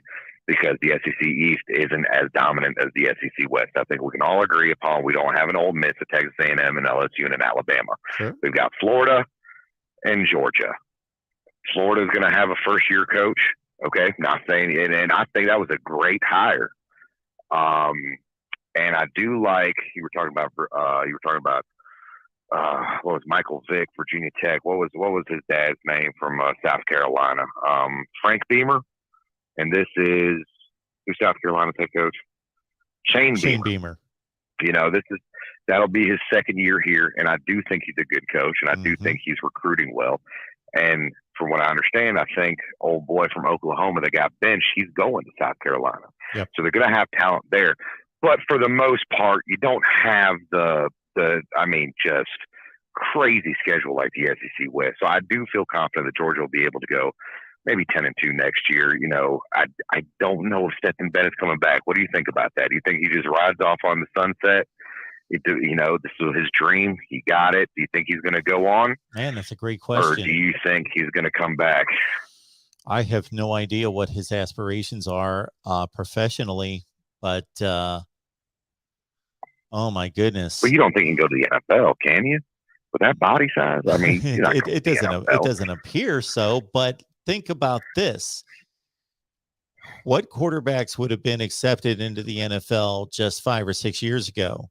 And now Kyler Murray's there, Lamar Jackson's there, Baker Mayfield. I know he's thicker, but they wouldn't even look at that size quarterback, Russell Wilson. And he can possibly get thicker. The standards for an NFL quarterback and what they expect out of the position are just different. But yeah, Stetson Bennett would be another drop down in size. Yes. And not even just size, just talent level. I'm not saying, listen, I don't want to shit on Stetson Bennett because Lord have mercy, that boy's been through the ringer, the Georgia fan base. Yeah, absolutely. Everyone that loves Georgia football should forever just love Stetson Bennett, and I hope that they would. But yeah, let's be realistic about his future. He doesn't have to be a starting quarterback at the NFL. He can carry a clipboard and make like $800,000 a year. That was the argument I made with my uncle. He's a Clemson fan.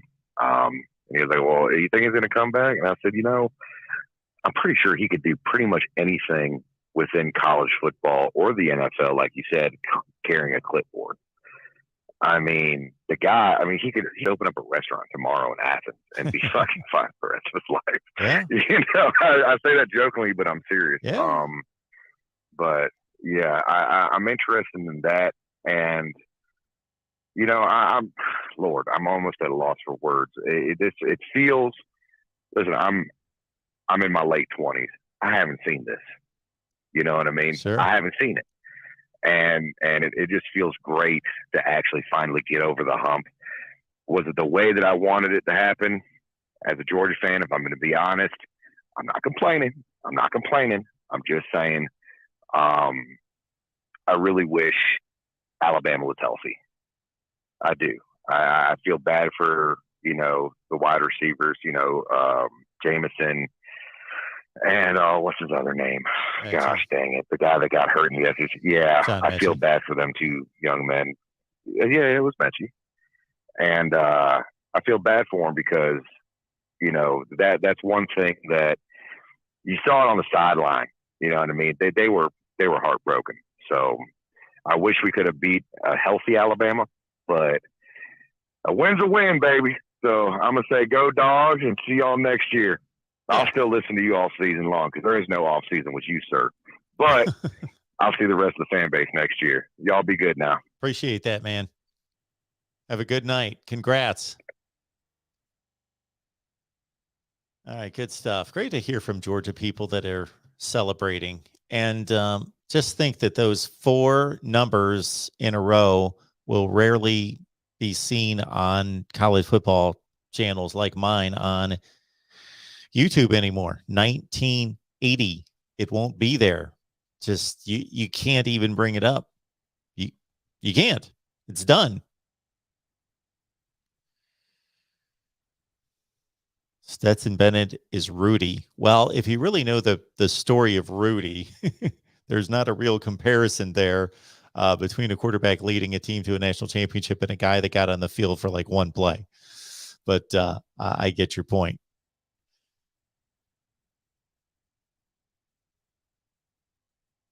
All right, let's keep it rolling here. More calls coming in. I'm being amused by the chat as well. Welcome into the Voice of College Football. Who's on the line? Very much. Say very excited to be shot on the line. Trying to keep it down because it's 1:30 a.m. But what a win, man! What a 1980, 41 years.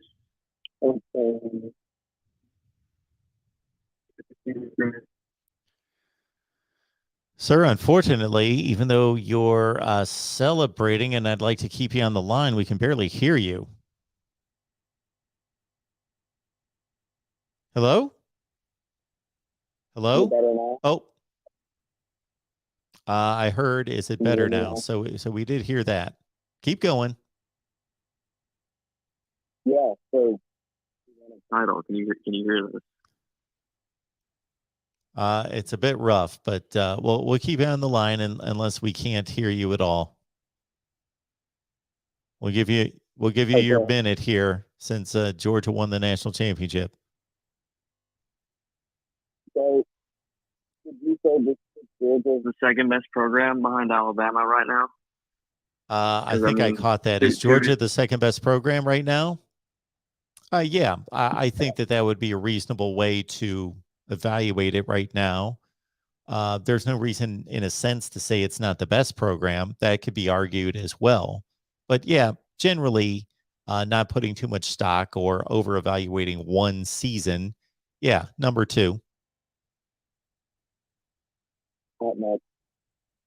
I'll just leave you with good night and go Dogs.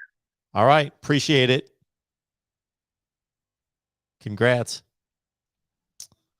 All right. I guess I am finally catching up to the point in the chat where I was slamming my desk. Welcome into the Voice of College Football. Who's on the line?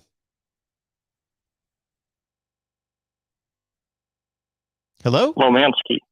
Hey, Lomansky. Yeah, how's it going, man? Good. Appreciate all you do. Iowa fan, Big Ten fan. Remember Earl Bruce, so I'm feeding into your love of the Buckeyes. But like you, I watched the game, and halftime came, and I just like you, Mark, I started to root for the Bulldogs. And then Stetson had that bizarre play where I don't know if that guy knew if he was out of bounds, inbounds, fumble, pass, just the most bizarre play. And you just felt for the kid, and I know a little bit of his history. And it's such a celebration of college football with all the changes and, NIL. And here you got a kid that just loved the school and didn't quit and left and came back. And what a wonderful celebration of college football to have Stetson Bennett go out that way. It was almost a privilege to watch the game. So I'll just listen to your comment. Well, I would agree with that, here is a guy that, we live in this social media world, and I'm sure that he hears it from all directions. And that's kind of what is somewhat difficult in what I do is I want to give a fair and honest evaluation without slamming the players at the same time. So I try to balance that to a certain extent. But, I've even had exchanges on Twitter just in the last week or two with people just when I see them just so harshly and disrespectfully and crudely just attack this guy. And it's just ridiculous. It is just ridiculous. If you want to attack anyone, you would attack Kirby Smart for making the decision to play him. And I don't even think that was valid. And I'm glad that he was able to, and I don't even know if he looks at that, cares about it. It's got to affect anyone to a certain extent. He's got to know about it to some degree, and to get his validation. Not that he needed that as a human and as a football player, he shouldn't need that to validate him. But we all know, just from a winning standpoint, he did, and he got it.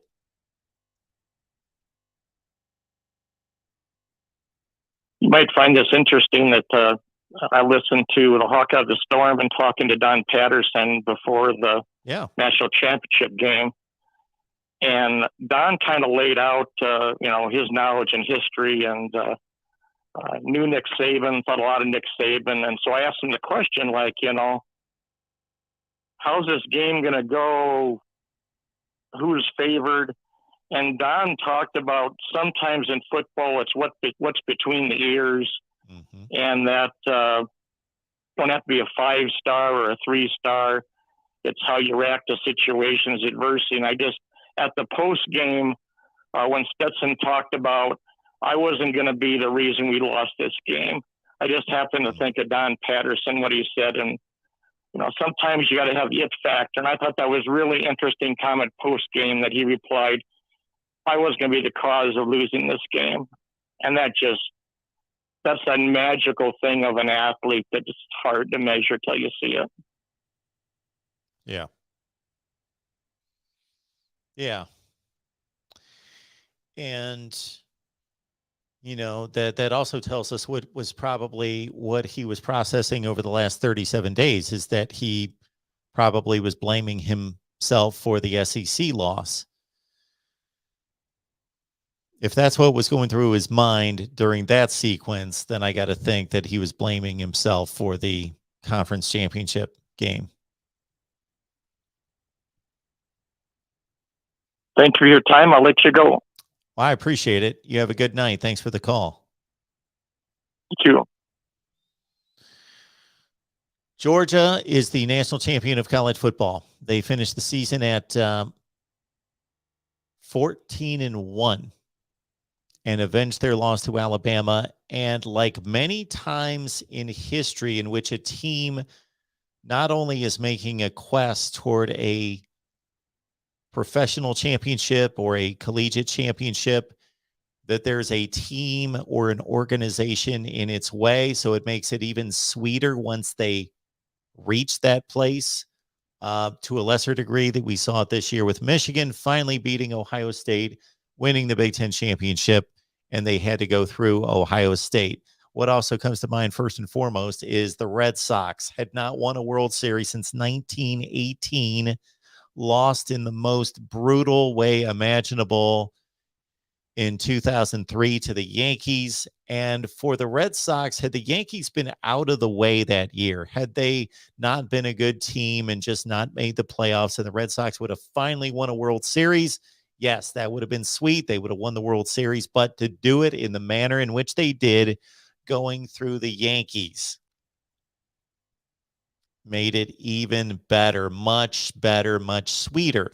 Similarly, this year, think about if Texas A&M, after they beat Alabama, let's say if Alabama would have lost another game, and let's say somebody else would have gone to the SEC championship game, Ole Miss, Texas A&M, and Georgia would have gone through to win the national championship, but not beaten Alabama. Yes, they would have their national championship. It would count. It would be just as valid, but this was the way to do it. They got to slay the dragon. Next up here at the Voice of College Football, who's on the line? Yes. This is 2021 college football national champion YouTuber Uncle Lou here. Oh, man. Good to hear from this guy. Yep. And I just have an announcement to make. Nobody can tell me anything for 365 days. Nothing. I don't think they can tell you anything after that. Lou, we want to hear from you, not from me, but I do want to take about 15 seconds to say congratulations, to say that I started this game by not having any stake in this game. Just, I got to watch the two best teams in the country play. I'm just going to evaluate the game, analyze the game.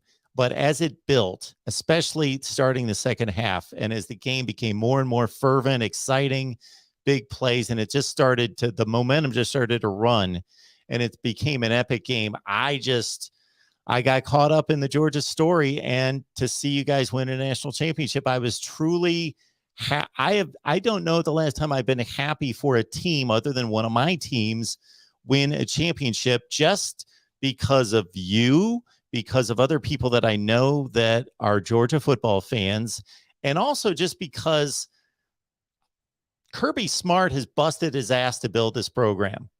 There's no doubt about that. He has busted his tail. He's done it seemingly the right way. Stetson Bennett has taken more crap than any collegiate athlete I can think of. And for them to pull through and to get it done, and I don't know if you heard the comment I just made, to be able to get this done and go through Bama has to be super sweet for you. Yeah, I have to say that's probably something I was wrong about that I didn't realize until the game ended, because I've been asked that 100 times.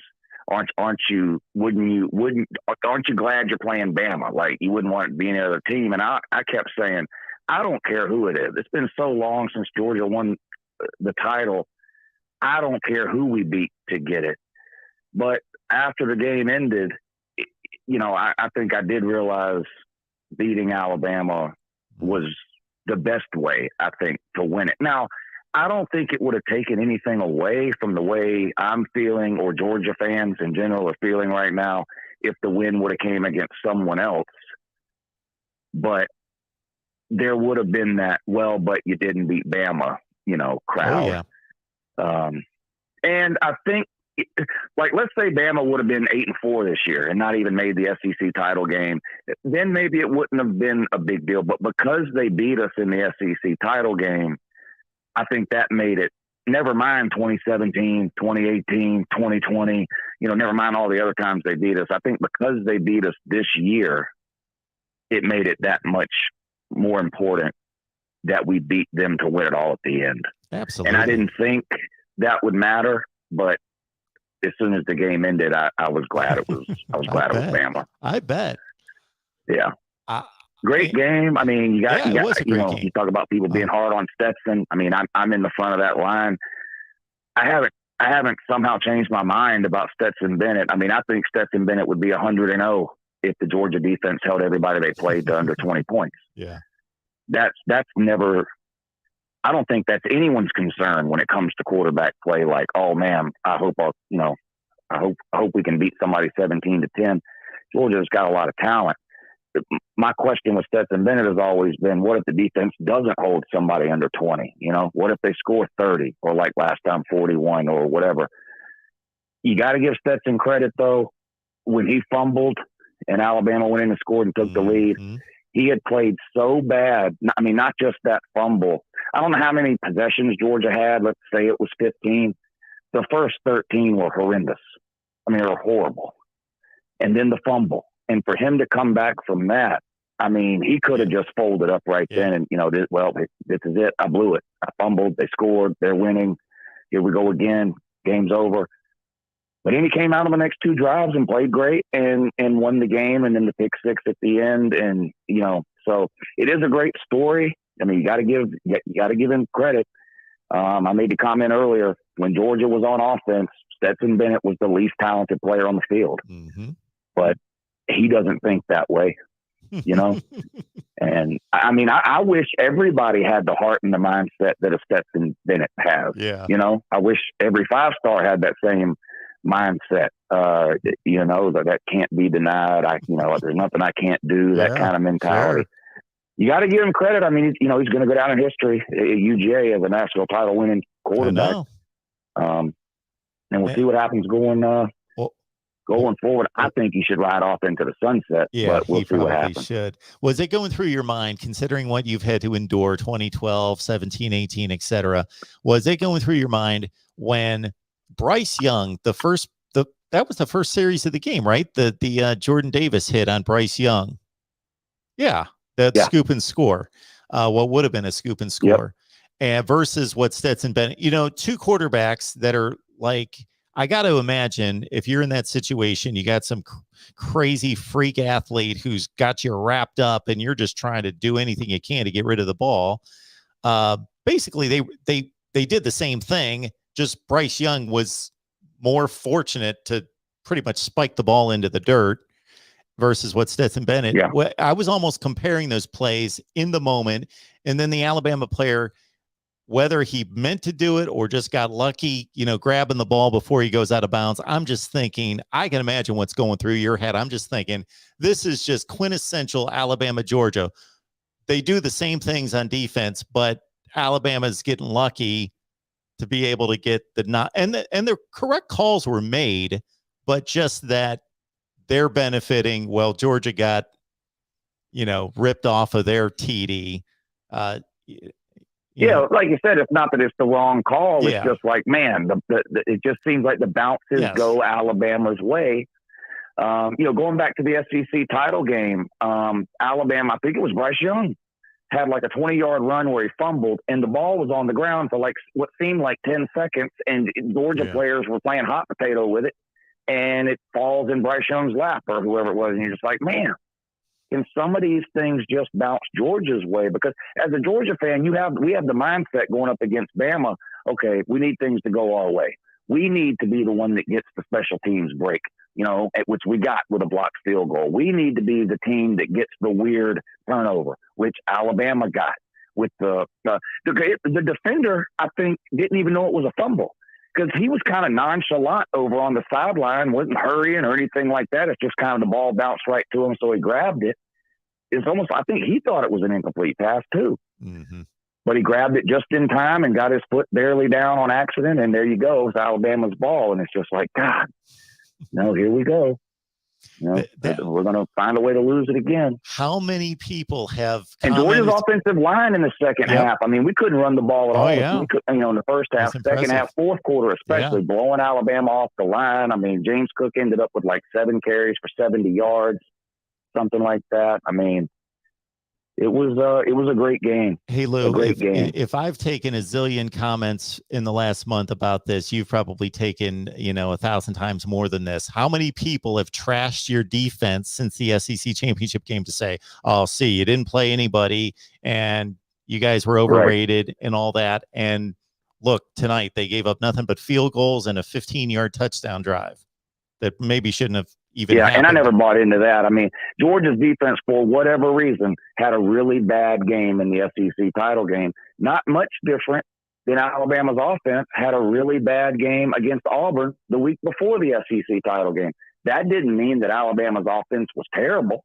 They just had a really bad game against Auburn. And Georgia's defense had a really bad game against Alabama in the SEC title game. I was way more confident that the defense would play way better the second time than I was that somehow Stetson Bennett was going to come out and throw for 450 yards and win the game 45-40.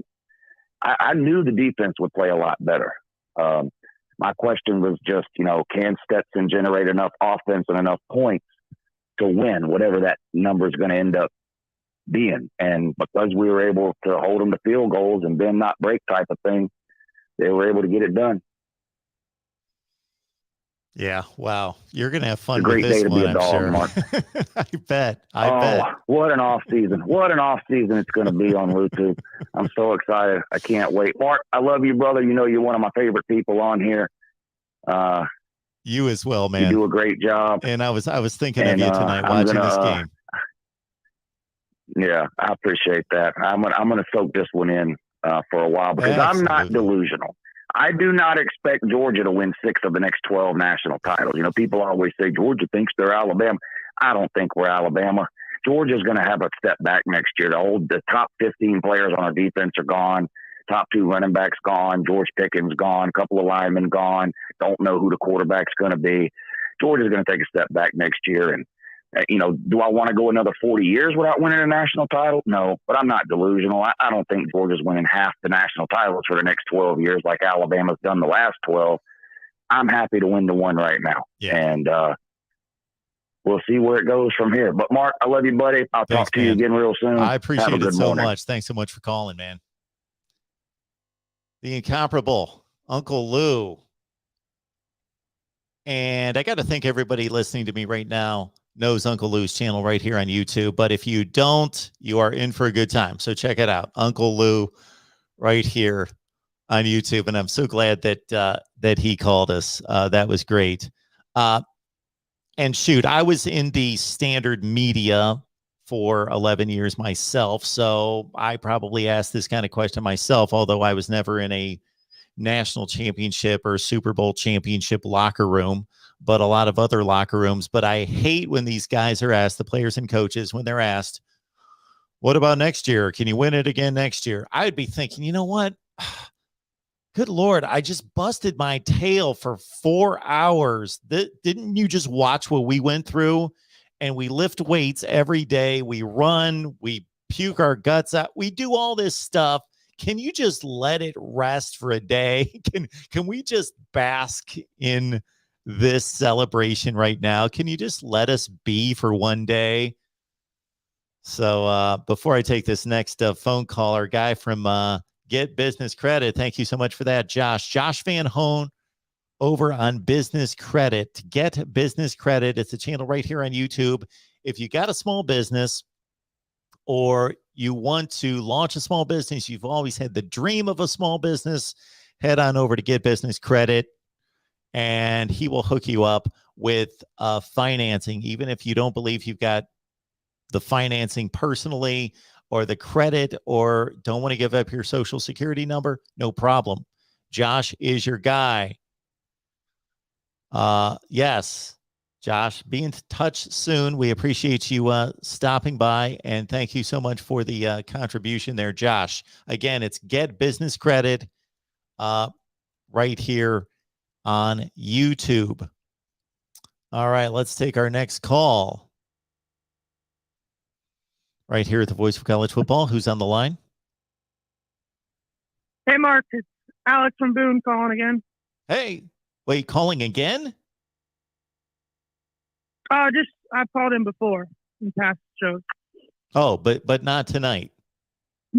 No, not tonight. Okay. No. Okay. No, I know. Thank you. How you doing tonight? Congratulate. I'm doing great. Good. And the Georgia Bulldogs. I wanted to talk Georgia defense.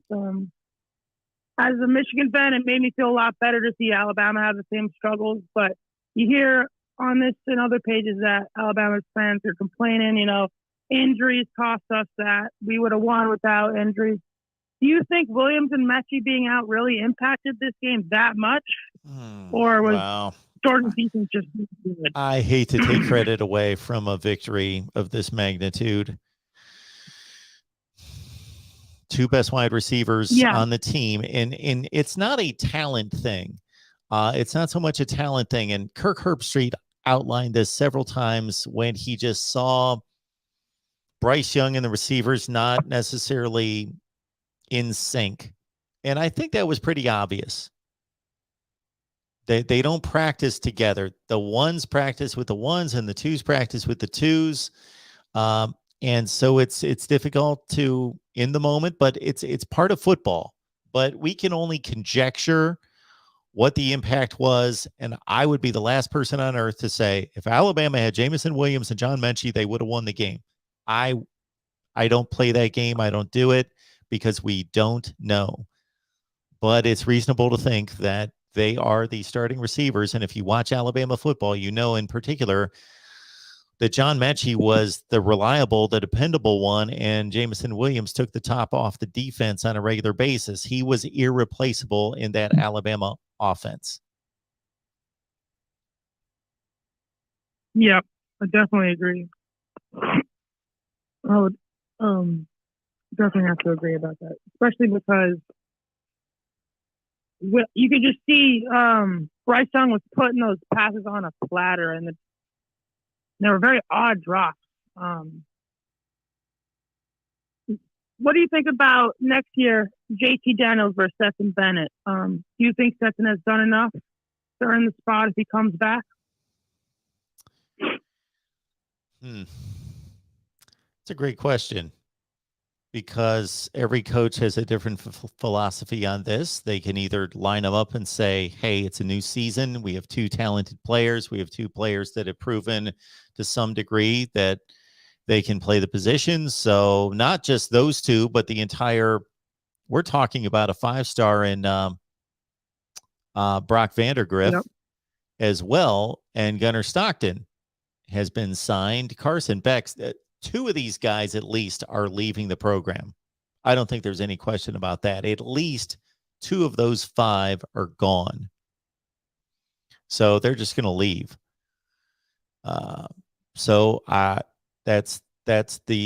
That's why Kirby Smart makes $8 million a year. It's to decide whether he wants to lead a program that says Stetson Bennett earned the starting job. He won a national championship and played well in the national championship game, relatively well. And so he earned it and he's the guy.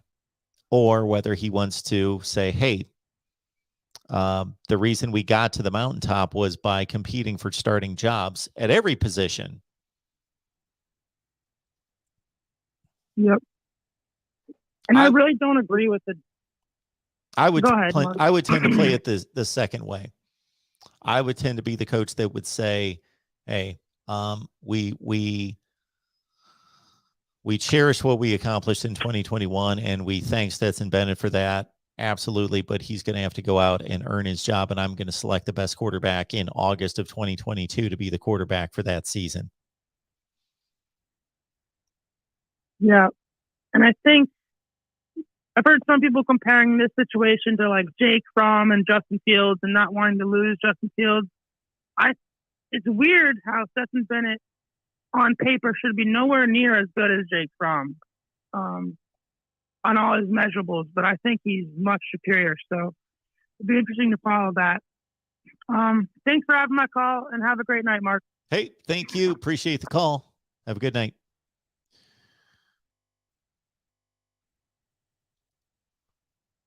All right, let's keep it rolling here at the Voice of College Football. Who's on the line? Hey, Mark, I'm calling from my son. It's not my phone call. It's his. He's sitting right here. Say hi, Ben. Hi, Ben. See?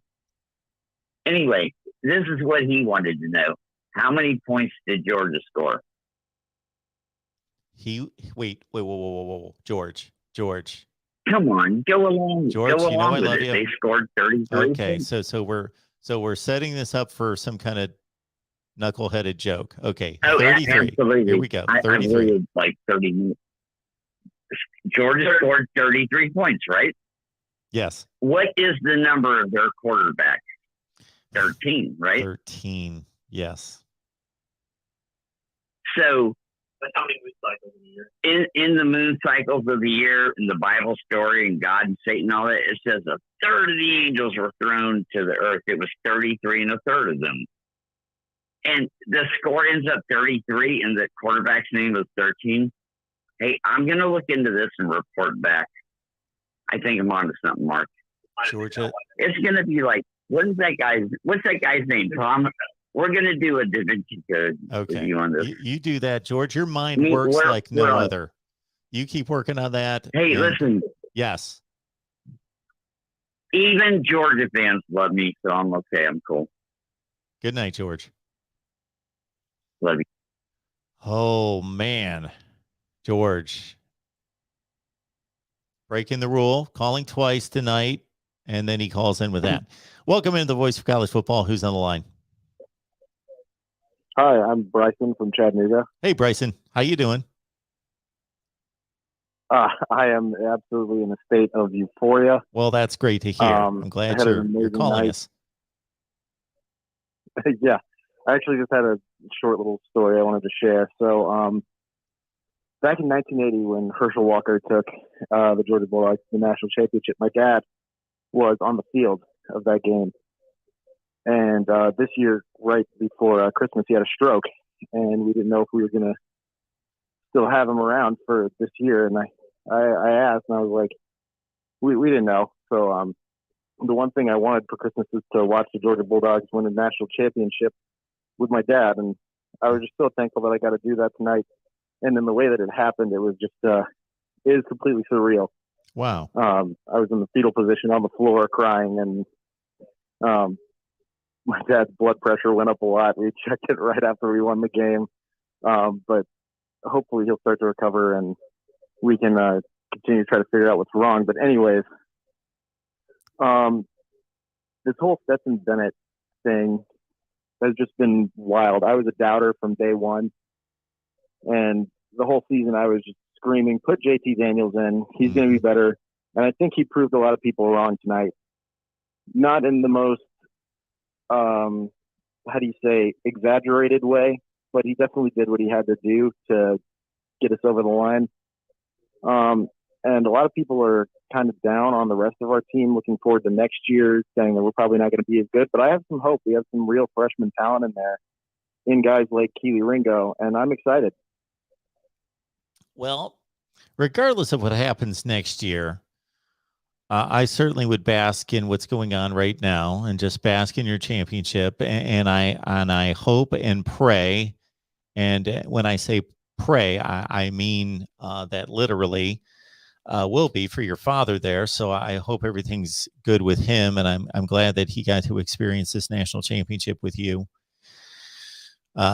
So yes, just congratulations. And this is far from over. Now, I am not predicting any more national championships for Georgia, but I'm not discounting them in any such way.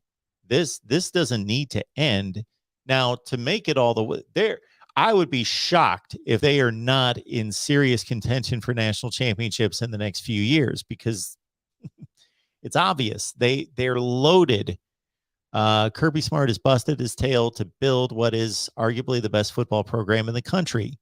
And I think that they have a rightful place to say that. I would still give Alabama the nod for the obvious longevity of it, but they're going to be in the hunt year in, year out. Now, to actually close the deal takes I don't want to say a little bit of luck, but you got to have other things come together besides just the talent. And we've seen other situations. I look at Ohio State as being one several years ago that you think they're going to win a bunch of national championships and they just win the one, or Florida State and others. So I don't know if they'll win anymore, but hey, if somebody held a gun to my head right now, I'm going the route of Georgia winning more national championships rather than this being the end of the line. But even if it is, cherish this one. Oh, yeah, absolutely. The one thing that I just noticed, which has kind of been a trend in our program for the last, basically since I've been alive, is that we've had coaches and players that have gotten right to the end and then just couldn't get over the hump. That was something that Mark Richt definitely did. And I think this was Kirby's proverbial hump that he had to get over. And I think he got over it. And I think it's going to be a great stepping stool into the next chapter for the program. Anyways, good night. Go Dogs. Thanks for talking to me. Appreciate that so much. Thank you. I would like to get to these super chats. Kyle, thank you so much for that. Another super chat coming in from Kyle. You know we love you, Kyle. Thank you so much for being here. And I got to tell you, Kyle, I've dipped into the crypto market to a certain extent. So maybe in addition to the super chats, you could give me a few wink, wink. You could give me a few tips. Let's work on that, Kyle. Get business credit. Josh, thank you so much for being here. And yes, I did not. I'm way behind in the chat as usual because I really don't like moving ahead to where I am in the chat because then I skip like 1,000 comments that way. So I'm always behind. So I was not in any way avoiding anybody or not wanting to honor these super chats because we always, more than anything, want to honor the super chats coming in. So I'm finally almost catching up here. So Josh, get business credit. Back to my question. CJ being so young, do you agree his next few years could be a rare quarterback once he finds his ground? Well, I think the display, as I stated a few minutes ago in the Rose Bowl, was one of the better quarterbacking shows you're going to see in regards to not the yardage, throw the statistics away. They were the result of the passes he was throwing, which were NFL caliber throws with the game on the line. So it was mighty impressive, and he gets better and better. And what they talked about, and we've heard from various sources, is that with him, it's more about that he's become a leader. He's growing into himself. He's kind of a sensitive kid. And I say that not in a derogatory kind of way, but not necessarily that being the best trait on the football field is being a leader of the team and worrying a little bit too much about what others think. And he's getting past that. And therefore, he's becoming a much more confident, thick-skinned individual in addition to the physical talent that, again, was on display in the Rose Bowl, unlike any other game that he's played. And not just looking at the stats, looking at the throws. All right. I believe we've got another super chat to pick up. I'll see how many folks are on the line, and we will. Kyle, thank you so much for that. Appreciate it so much. And again, Kyle, let's get together on the crypto sometime. Let's do that. Let's see. Where are we? Let me pick up this other super chat before we get to the next call. Let me see if I can find it.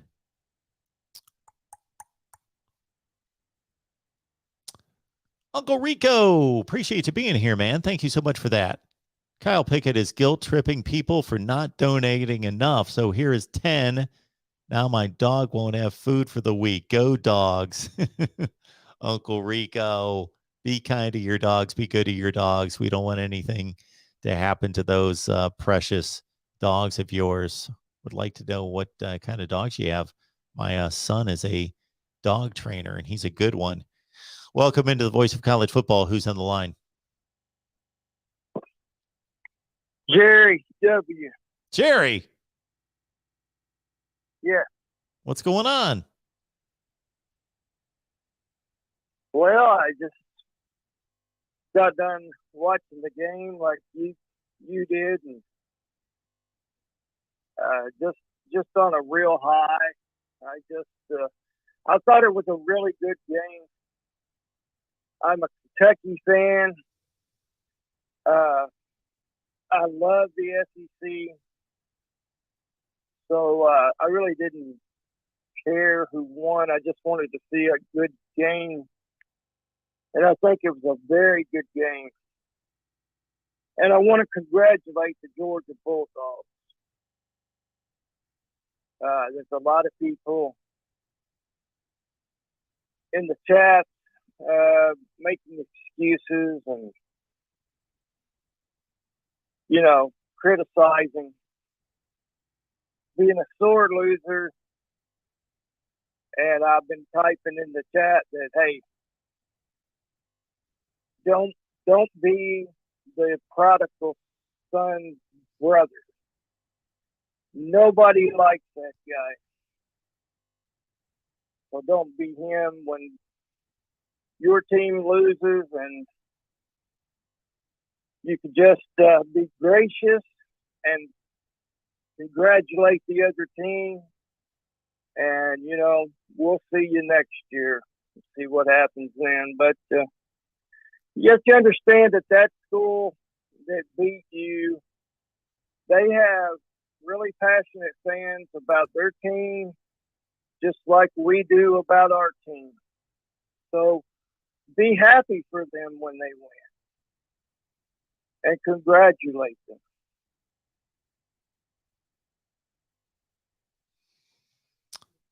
Well stated. That's the spirit of college football. We get down here, and of course, you're going to go after your rival and other teams, and you're going to defend your team and go after their teams, and we have fun with that. But when it all comes down to it, hey, they're just out there playing ball, and we're just people having a good time. Yeah. Another thing I want to talk to you about, Mark, is it's kind of a dilemma going on with the new national champion, with the University of Georgia. If they go after Caleb Williams, then most likely the next year in the 2023 class, Arch Manning is going to commit to Alabama. So if they get Caleb Williams, then they lose any chance of getting Arch Manning. And Arch Manning, he is saying that the schools that he enjoyed visiting the most were Georgia and Alabama. So I think if Williams goes to Georgia, you can pretty well expect Arch Manning to sign with Alabama. And that may be the one reason you haven't heard hardly anything coming out of the University of Georgia about pursuing Caleb Williams.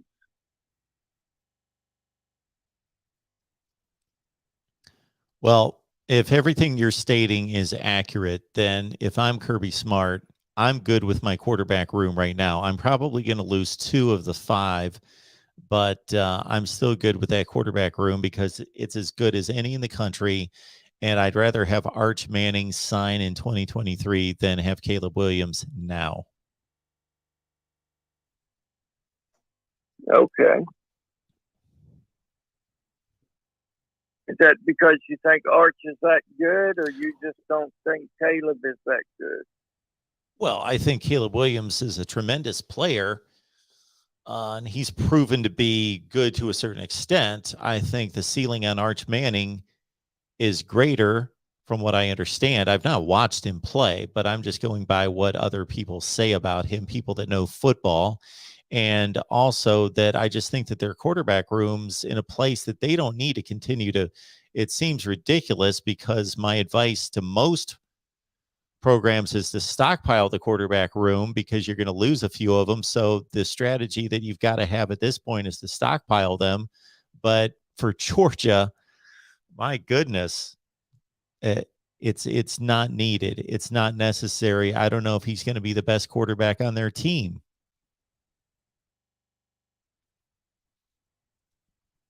I don't think he will be. So you think Stetson Bennett is the guy? Well,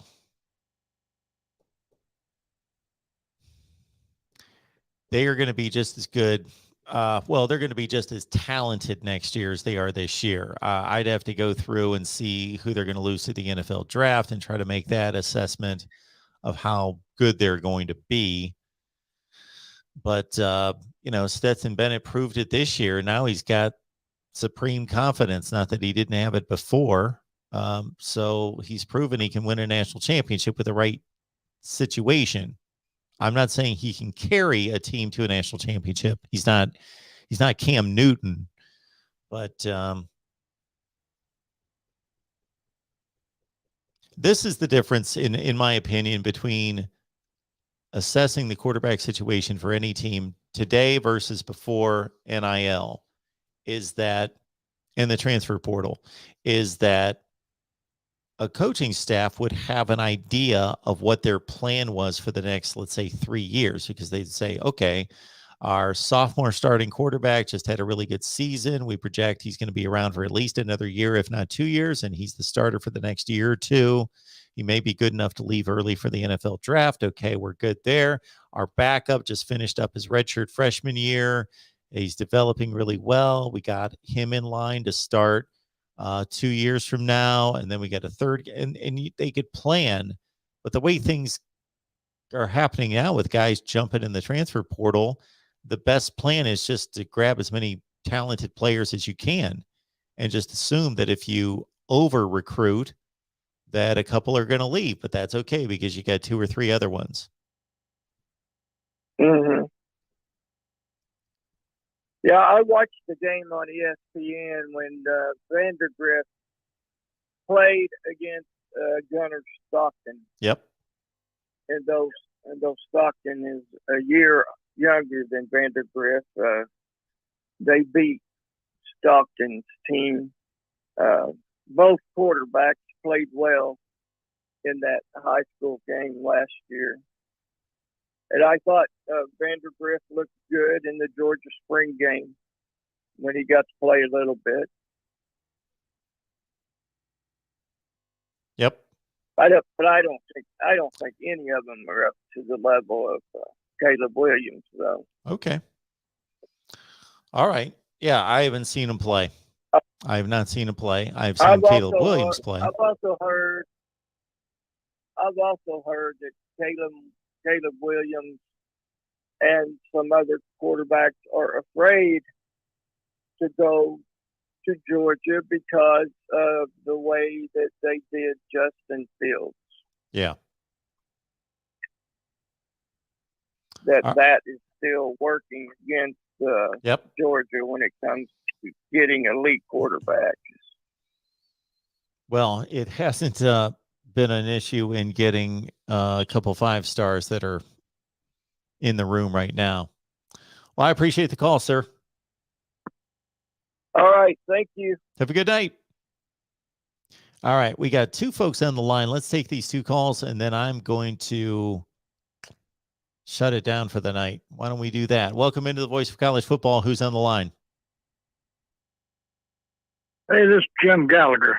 Hey, Jim. How you doing? I'm doing well. I'm going to keep this short so you can go ahead and get off the air and go get some rest. I thought we watched a really, really good football game tonight for 3 quarters. And I'm going to say something I haven't heard anyone else say so far. I think about at the 10-minute mark of the last quarter, it was pretty apparent to me that the Georgia offensive line had our D line whipped, physically whipped. Mm-hmm. And I think that was the turning point in the game when the Georgia running backs started picking up 5, 6, 7 yards a clip. That meant that our D line was just wore out. And they whipped us physically. And really, throughout the game, it was tight all the way on both sides of the ball until that point in the game. And I want to congratulate the Georgia Bulldogs and Kirby Smart on having the win tonight. And I want to say that the Georgia Bulldogs have a great football team. And I'm not ashamed or embarrassed about anything Alabama did because those kids played their hearts out tonight and they just came up a little short. Well stated, sir. Appreciate the call. Mm-hmm. Have a good night.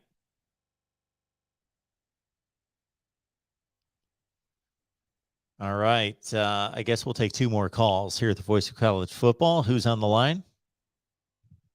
Hey, Mark, it's Derek. Say hi, Derek. Anyway, he just got over. We watched the game. But why don't we just let these young men play? What's up with all the penalties and, little decisions about what has happened? I mean, this is getting ridiculous, isn't it? So Can't we just let the guys play a game of football? Well, the whole referee thing is getting a little ridiculous, isn't it?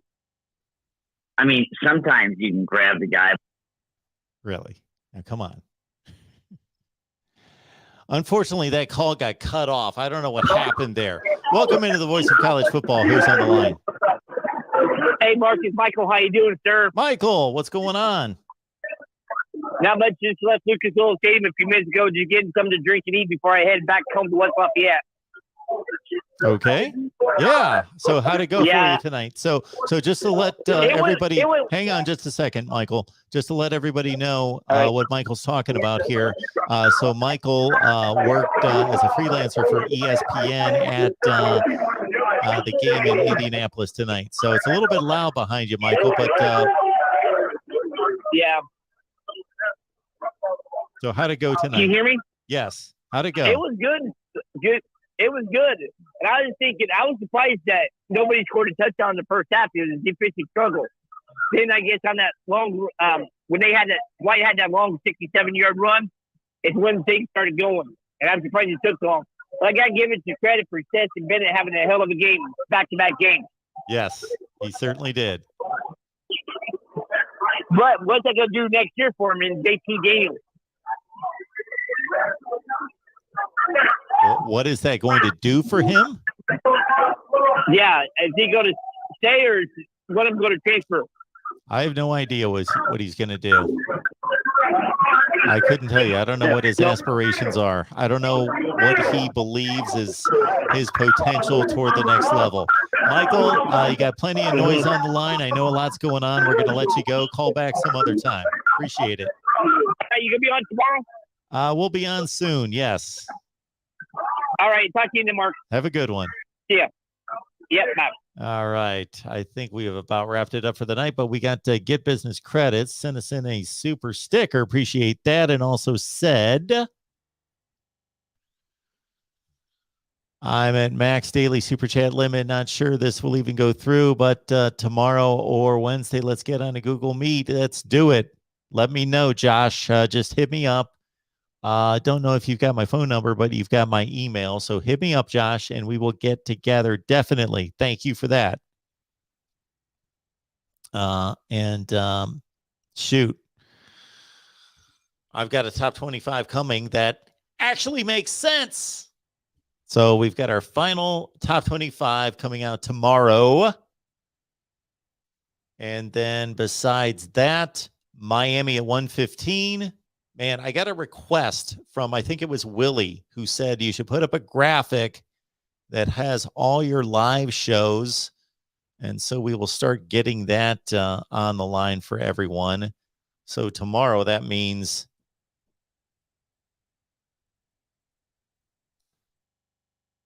at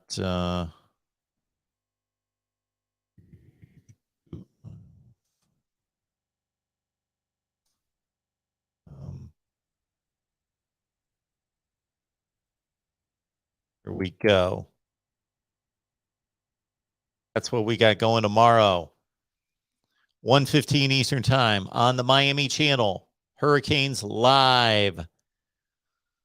5:30 Eastern Time, 4:30 there in Iowa City. Hawkeyes live on the Iowa channel. And then at 7 o'clock Eastern Time on the Nebraska channel, Huskers live right here at the Voice of College Football. So probably not a call-in show tomorrow. I've got to release my top 25. That actually makes sense. And I'm going to release my 1 through 130 rankings. I'm going to rank every team in college football 1 through 130. And then we've got a ton of content that is coming your way to set you up for the offseason and for 2022. All right. Appreciate everybody being here again. Please join our shows down below. They're a good time as well. They are not just, yes, they are just Miami, Iowa, and Nebraska shows, but we welcome in college football fans from all over. So we have all fan bases represented on those shows. So those shows, just for you people that aren't necessarily aware and haven't been here for long, those shows are not here on the main channel. We've got 25 team channels here at the Voice of College Football. So we've got a Miami channel, Iowa, and Nebraska. So please join us there. Dave says it best here to close us out. Go Dogs. Georgia And Georgia fans, it's your night. It's your season. The season belongs to you. You are the best team in college football. You were the best team in college football from opening night all the way through. You took a shot. You had a bump in the road. You avenged the loss convincingly in the fourth quarter. Congratulations to you and Georgia. 1980, let it never be mentioned again unless we're talking about Jimmy Carter and Ronald Reagan. Georgia fans, celebrate, embrace it, cherish it, and let it bask over you. And we will see you next time here at the Voice of College Football. And I so appreciate, I hope all of you know it, not just the financial contributions, but everybody who commented, who liked, who called in. Please hit the like button. It means so much to the YouTube analytics. They like to see that like button smashed over and over and over and over and over and over. So please do that on your way out and let people know that we're here at the Voice of College Football. Now that we're in the off season, we don't stop. We don't take a break. We're here all the time talking college football with you. So we will see you next time.